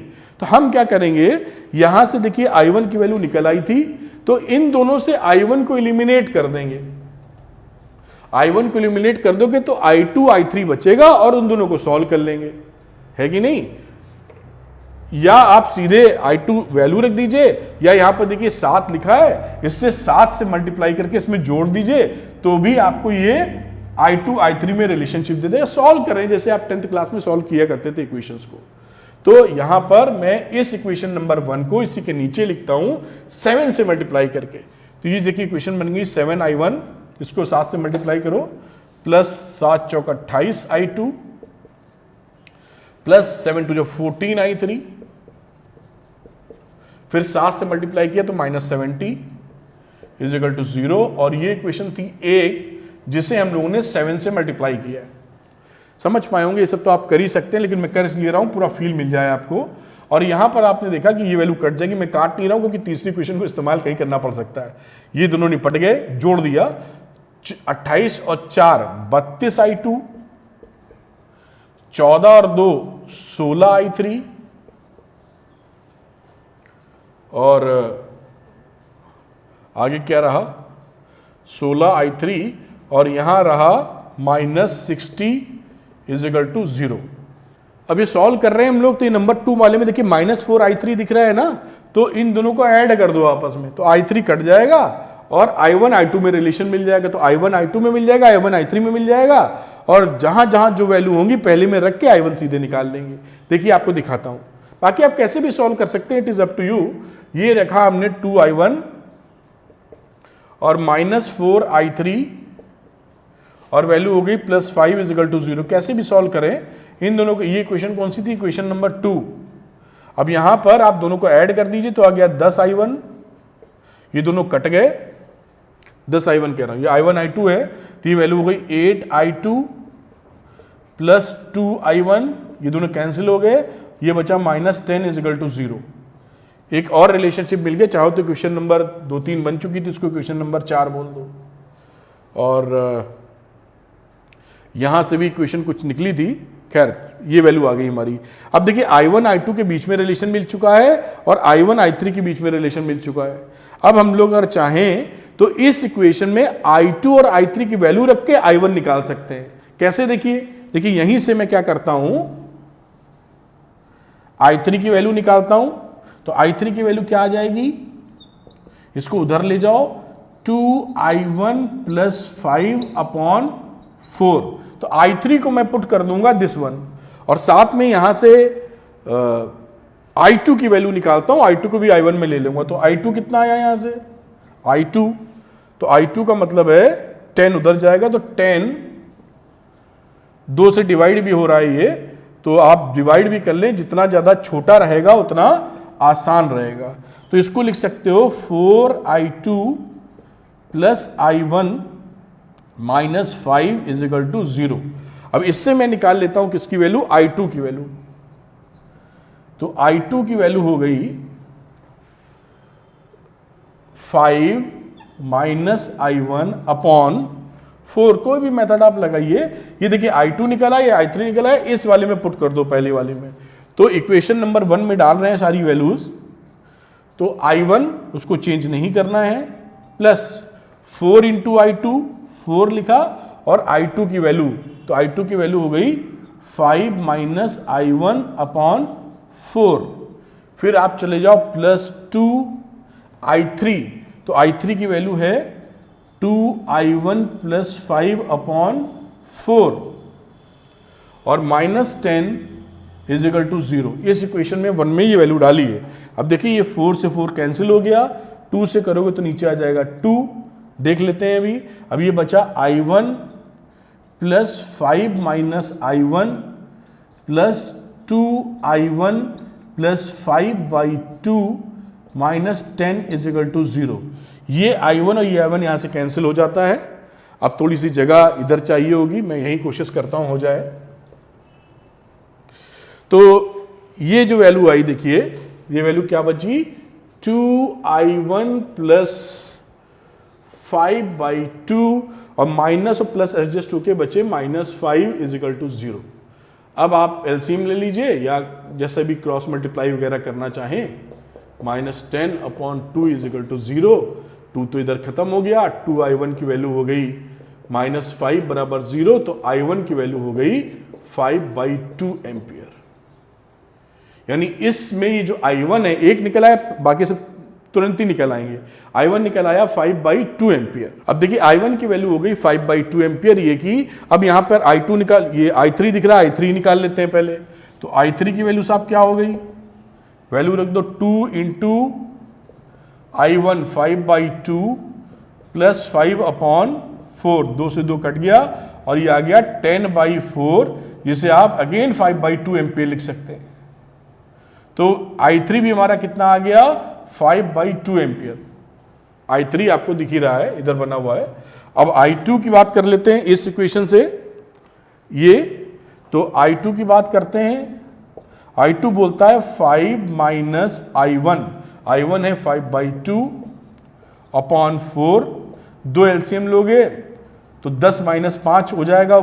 चलो कर ही रहे हैं तो पूरे ही स्टेप करें, और ये हो गया 8, ये आया 5/8 एम्पियर। तो ये देखिए ये वैल्यू हमारी I2 की भी आ गई 5/8 एम्पियर। तो देखिए बच्चों, हम लोगों ने I1, I2, I3 तीनों निकाल लिए। अब ये I1, I2, I3 को किताब से नहीं मैच करना, हमारा तो करंट अलग अलग है, सीधे हम बताने लगेंगे करंट कितनी आई है। तो ये देखिए हम करके दिखाते हैं कि क्या क्या किसमें करंट कितनी है। अब ये जो वर्किंग थी मैं इसको हटाता हूं और साफ साफ लिखता हूं, फिर और एक कदम आगे चलेंगे हम लोग। तो इसको हटाया। अब देखिए यहां पर अगर ब्रांचेस में लिखनी हो कि कहां कितनी करंट थी, तो देखिए एसी में कितनी करंट थी, I1।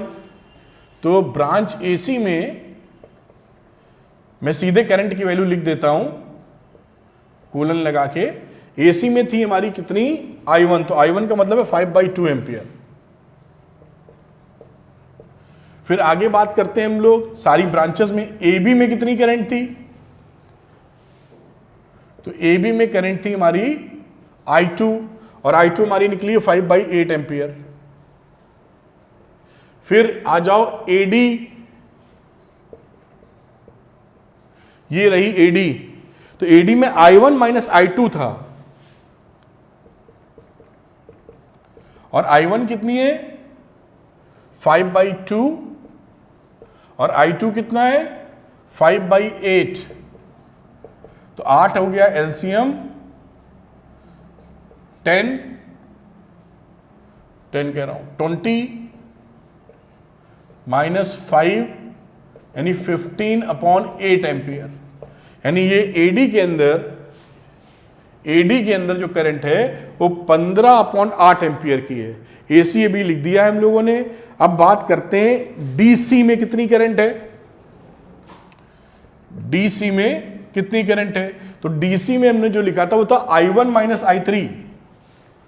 तो I1 - I3, I1 की वैल्यू कितनी है 5/2 और I3 कितनी है 5/2 अगेन, यानी ये 0, इसमें कोई करंट नहीं है, 0 एम्पियर की करंट है। आगे बात करते हैं BC में कितनी करंट है,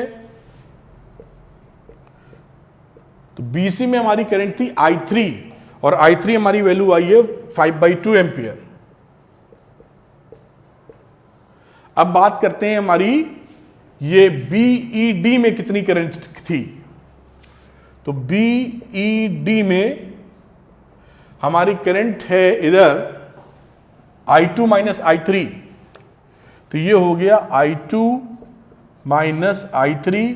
I2 की वैल्यू कितनी थी 5/8 और I3 की वैल्यू कितनी थी 5/2। अब एलसीएम ले लो, 8 5 माइनस 20 यानी आ गया -15/8 एम्पियर। अब आप ध्यान से देखिए, माइनस आने का मतलब क्या है कि हम लोगों ने जो करंट का डायरेक्शन ऐसे माना है, असल में ऐसे नहीं है, करंट का डायरेक्शन ऐसे है जैसा एनसीईआरटी में दिया है, तो उसमें कोई टेंशन नहीं है। आप जो भी तरीके से मानेंगे, निगेटिव आने का मतलब है कि आपने माना ऐसे था लेकिन करंट जा ऐसे नहीं है, बात खत्म। ये माइनस में आ गई वैल्यू -15/8 एम्पियर। मेरे ख्याल से सारी ब्रांचेस 1 2 3 4 5 6 ब्रांचेस जो थी उसके आपने करंट फाइंड आउट कर लिए। तो इस सवाल में मेरा यही कहना था कि आप डायरेक्शन कौन सी पकड़ रहे हैं करंट की, कोई मतलब नहीं है, जो मन चाहे वो पकड़ लो। ये 3 बैटरी लगी है, 10 बैटरी लगी हो, आप 9 बैटरी को भूल जाओ, एक बैटरी से करंट निकालो और बनाते चले जाओ तो भी आंसर आ जाएगा। आपको ये परेशानी की जरूरत नहीं कि ये बैटरी है इधर से करंट निकाल ली, ये बैटरी इधर से करंट निकाल ली, वो आके जुड़ेगी। आप बना सकते हो, अगर आप भूल जाओ कि ये बैटरी करंट निकाल रही कि नहीं और इसी से आप चालू हो जाओ तो भी नेट करंट बिल्कुल सही आएंगे। अब देखिए बात करते हैं इसमें और थोड़ा विश्लेषण करते हैं जो आपको मजबूती दे। देखिए ये तो एनसीईआरटी का सवाल हो गया, बड़ी सुंदर बात है, लेकिन अब जैसा मैंने बताया थी कॉन्सेप्ट ऐसा स्ट्रांग हो कि सवाल हिले नहीं। अब आपकी इच्छा जाग उठी कि मैं साहब ए और सी के बीच का पोटेंशियल डिफरेंस जानूंगा। कोई दिक्कत की बात है ही नहीं इसमें भाई। तो अगर आपको एसी के बीच का पोटेंशियल डिफरेंस जानना है तो मैं इसको VAC लिख देता हूं, और VAC का मतलब है आपको VA माइनस VC जानना चाहते हैं आप। तो शुरू हो जाइए VA से, ए से सी तक पहुंचना है, पहुंचने के कई रास्ते हैं, आप कोई रास्ता ले लीजिए, मुझे सीधा रास्ता दिख रहा है मैं सीधा पकड़ लूंगा। तो आप पकड़ो VA से चले, सेल पड़ा, A to C जा रहा हूं सीधे, सेल पड़ा प्लस से माइनस यानी कम पोटेंशियल पे गए, ज्यादा से कम पर, तो कम पे जाएंगे तो माइनस, ड्रॉप हो गया पोटेंशियल। फिर करंट का डायरेक्शन इधर था और आप इधर जा रहे हैं, तो इसका मतलब है पोटेंशियल बढ़ेगा। तो I1 इंटू I प्लस में, तो I1 की वैल्यू क्या थी, I1 की वैल्यू थी 5/2 इंटू I, ये I1 तो लिख ही दिया है, इंटू 1 ओम। ये अब कहां पहुंच गया, आप VC पे पहुंच गए। एक बार फिर से रिमाइंड करा देता हूं, VA से चले ज्यादा पोटेंशियल से कम पोटेंशियल में, इसलिए माइनस। इसके बाद करंट ऐसे थी, जहां आप अपोजिट रहे तो पोटेंशियल बढ़ेगा, बढ़ने का मतलब प्लस। जिस डायरेक्शन में करंट चलती है उस डायरेक्शन में पोटेंशियल गिरता जाता है, उसके अपोजिट चलते हैं तो पोटेंशियल बढ़ता है। Plus 5/2 into 1 is equal to VC, बस काम खत्म हो गया। अब आप इसको इधर ले लो, तो VA माइनस VC, ये कॉन्सेप्ट कभी गड़बड़ नहीं होने देगा आपको। 10 उधर जाएगा प्लस का, 5/2 माइनस का, 20/2 यानी 15/2 वोल्ट का डिफरेंस आ गया। ये देखिए, इस तरह किन्हीं दो पॉइंट्स के बीच में जहां भी जैसा भी सर्किट हो, अगड़म बगड़म सगड़म धगड़म, सभी सर्किट्स में किन्हीं दो पॉइंट्स के बीच के पोटेंशियल डिफरेंस निकाल पाएंगे। तो एक ही लॉजिक, एक ही कॉन्सेप्ट से आपका फंडा ही क्लियर है पूरा। तो हम लोग अभी एक सवाल और करते हैं, इस पे देखते हैं उसमें क्या चीजें सीखने को मिलती हैं। आइए तो बच्चों देखते हैं एक बड़ा इंटरेस्टिंग सवाल, और ये देखिए सर्किट डायग्राम इसका बना हुआ है, और इसमें निकालना फाइंड ऑल करंट, सभी तार जो लगे हैं, जो ब्रांचेस हैं, सब में कितनी करंट है ये बतानी है। साथ में VD माइनस VH, ये VD है देखिए, potential of this point minus potential of this point H, VD minus VH निकालना है। तो चलिए इसमें हम लोग इस सवाल को करते हैं, और इंटरेस्टिंग सवाल है क्योंकि थोड़ा देखिए सर्किट अलग लग रहा है। ठीक है, अब देखिए ये आप जान ही रहे हैं, इस सर्किट में प्लस है माइनस है, तो करंट को डिस्ट्रीब्यूट कर लेते हैं, यहां से करंट निकाल लेते हैं। मान लीजिए यहां से I1 करंट निकाली, ये करंट आगे बढ़ी, I1 जाती रहेगी, यहां भी I1 मिलेगी, और फिर यहां पे I1 मिलेगी, और फिर यहां पे I1 मिलेगी। ध्यान रखिएगा करंट इधर नहीं जा पाएगी। अगर आप I1 यहां पहुंचाए और सोचे यहां पे मैं बाइफरकेट कर दूं, I2 इधर और बची हुई इधर, तो इधर अगर करंट जाएगी तो लौटेगी कैसे? क्योंकि इसी रास्ते से जाके इसी रास्ते से तो लौट नहीं सकती है। तो there is no written path available for the current between C and E। तो C और E में कोई करंट जाएगी ही नहीं। यही मजेदार चीज है इसमें, क्योंकि करंट जिस रास्ते से जाएगी उसी पर लौट आए, ये कैसे होगा भाई? जाएगी तो लूप बनना चाहिए, क्लोज सर्किट होना चाहिए। तो ये करंट बिटवीन मैं लिख देता हूं, यानी ICE लिख दूं, ये करंट जीरो होगी, क्योंकि return path of current is not available. आप समझ गए होंगे मेरी भाषा से, एकदम सरल भाषा बोल रहा हूं, फिर भी लिख दिया कि ये बात पहचानी। कभी कभी आपको भ्रमित करने के लिए ऐसी बातें लिखी जाती हैं। तो ICE में कोई करंट रही नहीं भाई साहब, बहुत अच्छी बात। यहां ले लूं, ये प्लस है तो यहां से मैं चालू कर देता हूं, I1 ले चुका हूं, तो I2 करंट निकाल लो यहां से, और यहां करंट जानी नहीं है, तो सब में रहेगा I2, और बन गई कहानी, करंट डिस्ट्रीब्यूशन हो गया। यानी पहला वाला जो KCL होता है, किरचॉफ्स करंट लॉ, वो हमने लगा मारा है इसको। बड़ी सुंदर बात। अब शुरू करते हैं कि करंट, अब ये इसी में घूम रहा है, तो इसमें घूम रहा है तो सिंपल सर्किट हो गया बिल्कुल भाई। तो पहले वाले में आ जाओ, या लूप सही लगा देते हैं हम लोग, क्योंकि लूप पढ़ रहे हैं, तो लूप ले लो, सीखना है किरचॉफ लॉ ना। तो लूप ले लिया, कहां से कहां तक? A से शुरू हो जाओ, ADCBA,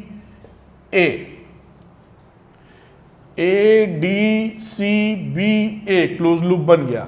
शुरू करो, तो पहले में जिस डायरेक्शन में करंट थी उसी डायरेक्शन में बढ़े हम लोग, तो ड्रॉप होगा पोटेंशियल, तो -2I1, ये 2 लिखा हुआ है, और I1 करंट है 2I1, यहां भी उसी डायरेक्शन में 3I1 माइनस का पोटेंशियल ड्रॉप है 3I1। फिर यहां पे कंडक्टिंग वायर है, कोई टेंशन नहीं, माइनस से प्लस तक बढ़े हो तो पोटेंशियल बढ़ेगा, +10 इज इक्वल टू 0। अब यहां पे आप देख रहे हो 2 5 -5I1 +10 बराबर 0, तो I1 की वैल्यू कितनी आ गई? 2 एम्पियर। वैसे भी आप सिंपल सर्किट वाले तरीके से जानते ही थे, 2 और 3 5 हो गया, 5 रेजिस्टेंस है, V is equal to IR लगा सकते थे, 10 वोल्ट I और रेजिस्टेंस 5, तो I की वैल्यू 2 एम्पियर होगी। फिर एक लाइन में जब सवाल हो रहा है तो 4 लाइन क्यों लिखी गई है? क्योंकि हम लोग सीख रहे हैं किरचॉफ्स लॉ, है ना, इसलिए लिखा। चलो आगे चलते हैं, इस सर्किट की बात करते हैं, इस लूप की बात करते हैं बेटा, तो इसको भी लिख लेते हैं। लूप कहां से कहां तक? कहीं से स्टार्ट हो जाओ, मैं चलता हूं H से, तो HEF कोशिश करते हैं जहां तक करंट जिस डायरेक्शन में उसी में चलते हैं कि आदत डाल लेते हैं, जब तक मजबूरी ना हो। HEFGH, ये देखिए H से शुरू हुए, HEFGH, बहुत बढ़िया। तो जब आप H से E जाओगे तो करंट की ही डायरेक्शन में बढ़े हो, तो 4 × I2, माइनस में पोटेंशियल ड्रॉप हो रहा है, तो -4 × I2। फिर आप E से F में गए, कोई ड्रॉप नहीं, कंडक्टिंग वायर है। F से G में गए तो उसी डायरेक्शन में बढ़े हो, पोटेंशियल ड्रॉप फिर से हो गया, तो -6I2। फिर सेल मिल गया, सेल में ये देखिए माइनस है, ये प्लस है, माइनस से प्लस गए हो तो पोटेंशियल अप हो जाएगा, तो 20 वोल्ट आपको मिलेगा बराबर 0 पॉजिटिव का। ये हो गया -10I2 +20 इज इक्वल टू 0, तो I2 की वैल्यू हो गई 2 एम्पियर। तो अब आप जान गए दोनों में 2-2 एम्पियर की करंट फ्लो हो रही है, कोई टेंशन की बात नहीं। अब मुद्दे की बात करते हैं, VD माइनस VH क्या होगा? तो जो फंडा हमने पढ़ रखा उसी को इस्तेमाल करेंगे। शुरू करेंगे हम लोग VD से, तो VD से स्टार्ट किया, पाथ कौन सा मैं लिख देता हूं, path we will follow DC, यही पाथ ही अवेलेबल है और तो कोई है भी नहीं। और कहां जाना, कहां है? H पे जाना है, E और H, ये रास्ता पकड़ा हमने। पाथ तो अवेलेबल है ही है, एक तो पाथ यहां तक पहुंचने का, फिर ऐसे घूम के भी आ सकते हैं, कोई रोकेगा थोड़ी आपको। एनीवे, ये पाथ फॉलो करेंगे। तो लिखा VD पोटेंशियल, D से C पे आए हो उसी डायरेक्शन में पोटेंशियल ड्रॉप, -3I1 था ना, I1 की वैल्यू निकाली है 2 एम्पियर, तो मल्टीप्लाई कर दो 2 से, C पहुंच गए। अब C से हम लोग चल रहे हैं E की तरफ। अब यहां पर जो कहानी है आप देख रहे हैं, इसके अंदर कोई करंट नहीं है, लेकिन सेल तो लगा हुआ है। अब सेल लगा हुआ है तो आप जब बढ़ोगे तो 4 वोल्ट, ये प्लस कम से ज्यादा टर्मिनल की तरफ जा रहे हैं, तो 4 वोल्ट आप ऐड कर दोगे। आगे कोई ड्रॉप नहीं क्योंकि करंट नहीं थी इसके अंदर। फिर आप पहुंच गए E पर, और E से आप पहुंचेंगे H में। जिस डायरेक्शन में करंट है उसकी अपोजिट जा रहे हैं, तो पोटेंशियल विल राइज, अप हो जाएगा पोटेंशियल उल्टी दिशा में जाने पर। तो 4 × I2 प्लस 4 × I2 भी 2 एम्पियर है, बराबर, अभी यहां तक आप कहां पहुंच गए, VH पे पहुंच गए। और आपको निकालना ही है VD माइनस VH। आ जाइए, VD ये हो गया -6, ये हो गया 4, ये हो गया 8, और ये हो गया VH। यहां से देखिए VD, इसको कैलकुलेट ही कर लो पहले, तो 6 आप निपटा दीजिए, 6 बचेगा, तो ये रह गया VD minus plus 6 is equal to VH। यानी यहां से वैल्यू आ गई VD माइनस VH। अगर निकालना है तो -6 वोल्ट हमें इसका आंसर मिल रहा है, VD माइनस VH। यानी VD हमारा कम पोटेंशियल पर है और VH हमारा ज्यादा पोटेंशियल पर है। तो ये VD माइनस VH हमारा -6 पोटेंशियल डिफरेंस आ गया, ये आपका आंसर हो गया साहब। तो कोई इसमें तकलीफ की बात नहीं है। जैसे किसी के बीच में कुछ पोटेंशियल पूछा जाए, B के बीच में, F के बीच में, वही जो फंडा पड़ रखा है उसको इस्तेमाल करते रहिए और सवाल लगाते रहिए। तो बड़ी सिंपल सी बात है, आपकी समझ में आती है, और मुझे उम्मीद है कि आप इसको पकड़ पाए होंगे। एक अंतिम सवाल और लेते हैं, क्यूब वाला जो बड़ा फेमस रहता है, उसको भी जल्दी से कर लेते हैं। तो आइए देखते हैं। तो बच्चों, एक सवाल और करते हैं हम लोग एक सिमेट्रिक फॉर्मेशंस पर। ये देखिए क्यूब है, और क्यूब के हर आर्म में 1 ओम का रेजिस्टेंस लगाइए। जहां मैंने नहीं लिखे सब 1 ओम के हैं। ईच रेजिस्टेंस ऑफ 1 ओम। सभी क्यूब्स की 12 रेजिस्टेंसेस हैं, हर आर्म में 1-1 ओम लगा हुआ है।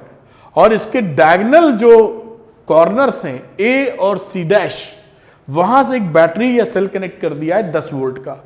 आपको बताना है इक्विवेलेंट रेजिस्टेंस। जब लेक्चर की शुरुआत की थी तो मैंने बताया था कि जो एनालिसिस ऑफ कॉम्प्लेक्स सर्किट्स है उसमें मदद करता है किरचॉफ्स लॉ हमारा। तो या तो वो निकालता था करंट इन ईच ब्रांच या ईच सर्किट कह लीजिए, कहां कहां करंट है। दूसरा पोटेंशियल डिफरेंस किसके किसके बीच में कितना है, किसी पॉइंट 2 पॉइंट के बीच में। और तीसरा इक्विवेलेंट रेजिस्टेंस, अगर वो प्योर रेजिस्टिव सर्किट है। तो एग्जांपल उसका है कि ये प्योर रेजिस्टिव सर्किट है। अब इसका हम कैसे निकाले रेजिस्टेंस, बड़ी आसान सी बात है, सिमेट्रिसिटी देखिए। अब ए से जब शुरू करेंगे तो ए से देखिए, ए के पास 3 पाथ है जाने के लिए, और जहां ये मिल रहा वो भी 3 पाथ है पहुंचने के लिए। जिस भी पॉइंट पर बढ़ते हैं, जैसे ए से बी पर बढ़ते हैं तो बी पे हमें 2 पाथ मिलता है, ए से डी पे बढ़ते हैं फिर 2 पाथ मिलता है, ए से ए डैश बढ़ते हैं फिर 2 पाथ मिलता है, बी से सी पर पढ़ते हैं तो एक रेजिस्टेंस मिलता है, बी डैश से सी डैश एक रेजिस्टेंस, और इसी तरह किसी पॉइंट पर आप चले जाएं आप बिल्कुल सिमेट्री फॉर्मेशन पाएंगे। तो आप कोई भी चीज एक स्टेप बढ़ते हैं 2 पाथ मिले, अगला स्टेप बढ़ते हैं 1 मिला, तो ये पूरी सिमेट्री है। यानी अगर यहां पे करंट, हम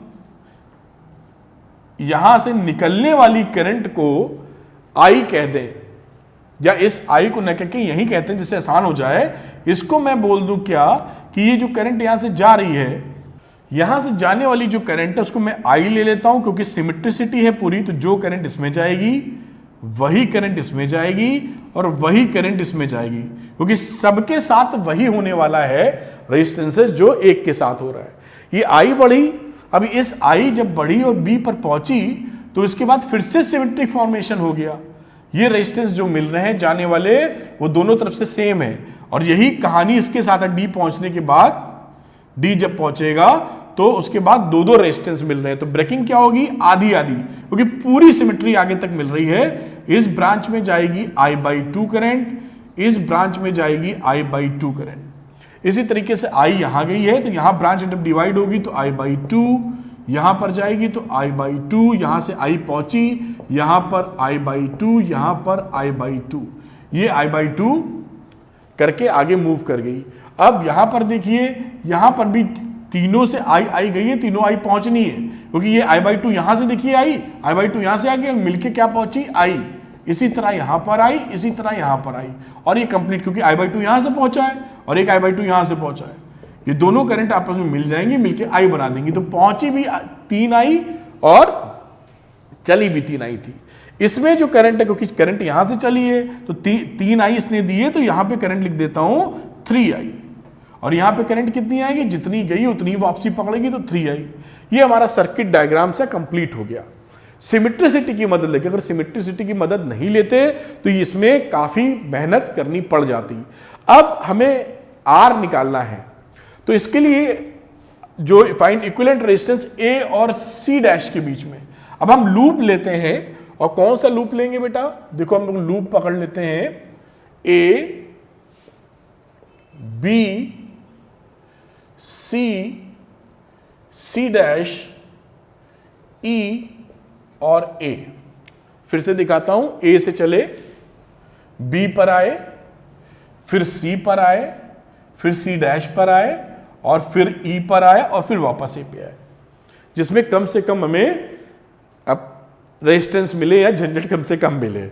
अब शुरू कर देते हैं लगाने का प्रोसेस। तो A से B जो लॉजिक पढ़ा है अभी तक, A से B बढ़ रहे हैं करंट की डायरेक्शन में, तो पोटेंशियल ड्रॉप होगा, I/1 पोटेंशियल ड्रॉप हुआ है, तो -I/1। फिर आगे बढ़े B to C, फिर करंट की ही डायरेक्शन में बढ़ रहे हैं, फिर से पोटेंशियल ड्रॉप हुआ, ये भी 1 ओम का रेजिस्टेंस है, यानी -I/2 × 1।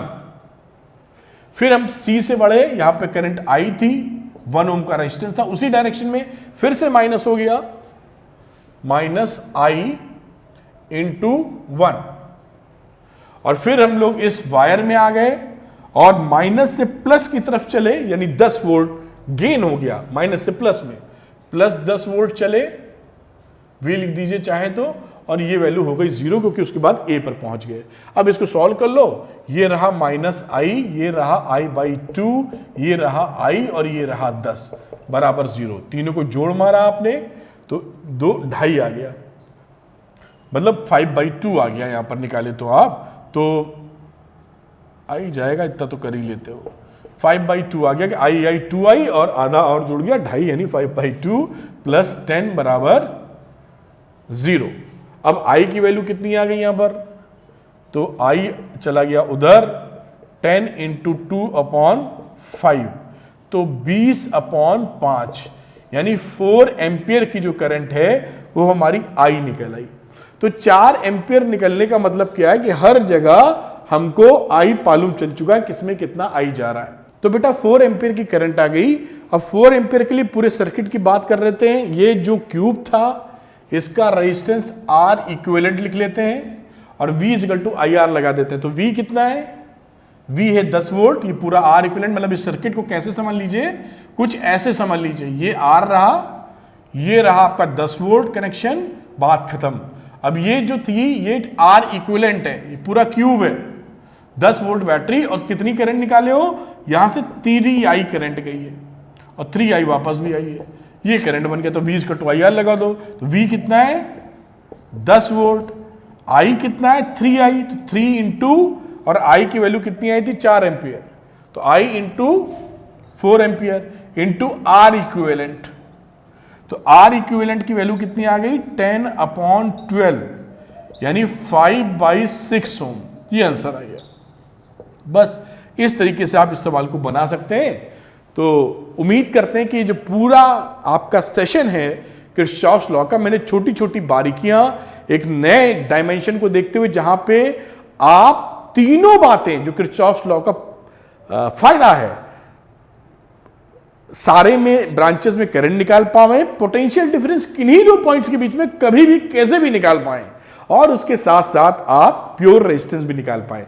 तो उम्मीद है ये वीडियो आपको पसंद आया होगा। पसंद आने पे जरूर लाइक कीजिए चैनल और सब्सक्राइब कीजिए, और जो इसके वीडियोस बने हुए हैं उनका लिंक भी डिस्क्रिप्शन में है, प्लेलिस्ट में, वहां पे जाके देखिए, जरूर फायदा हुआ होगा। Thank you very much, wish you all the best.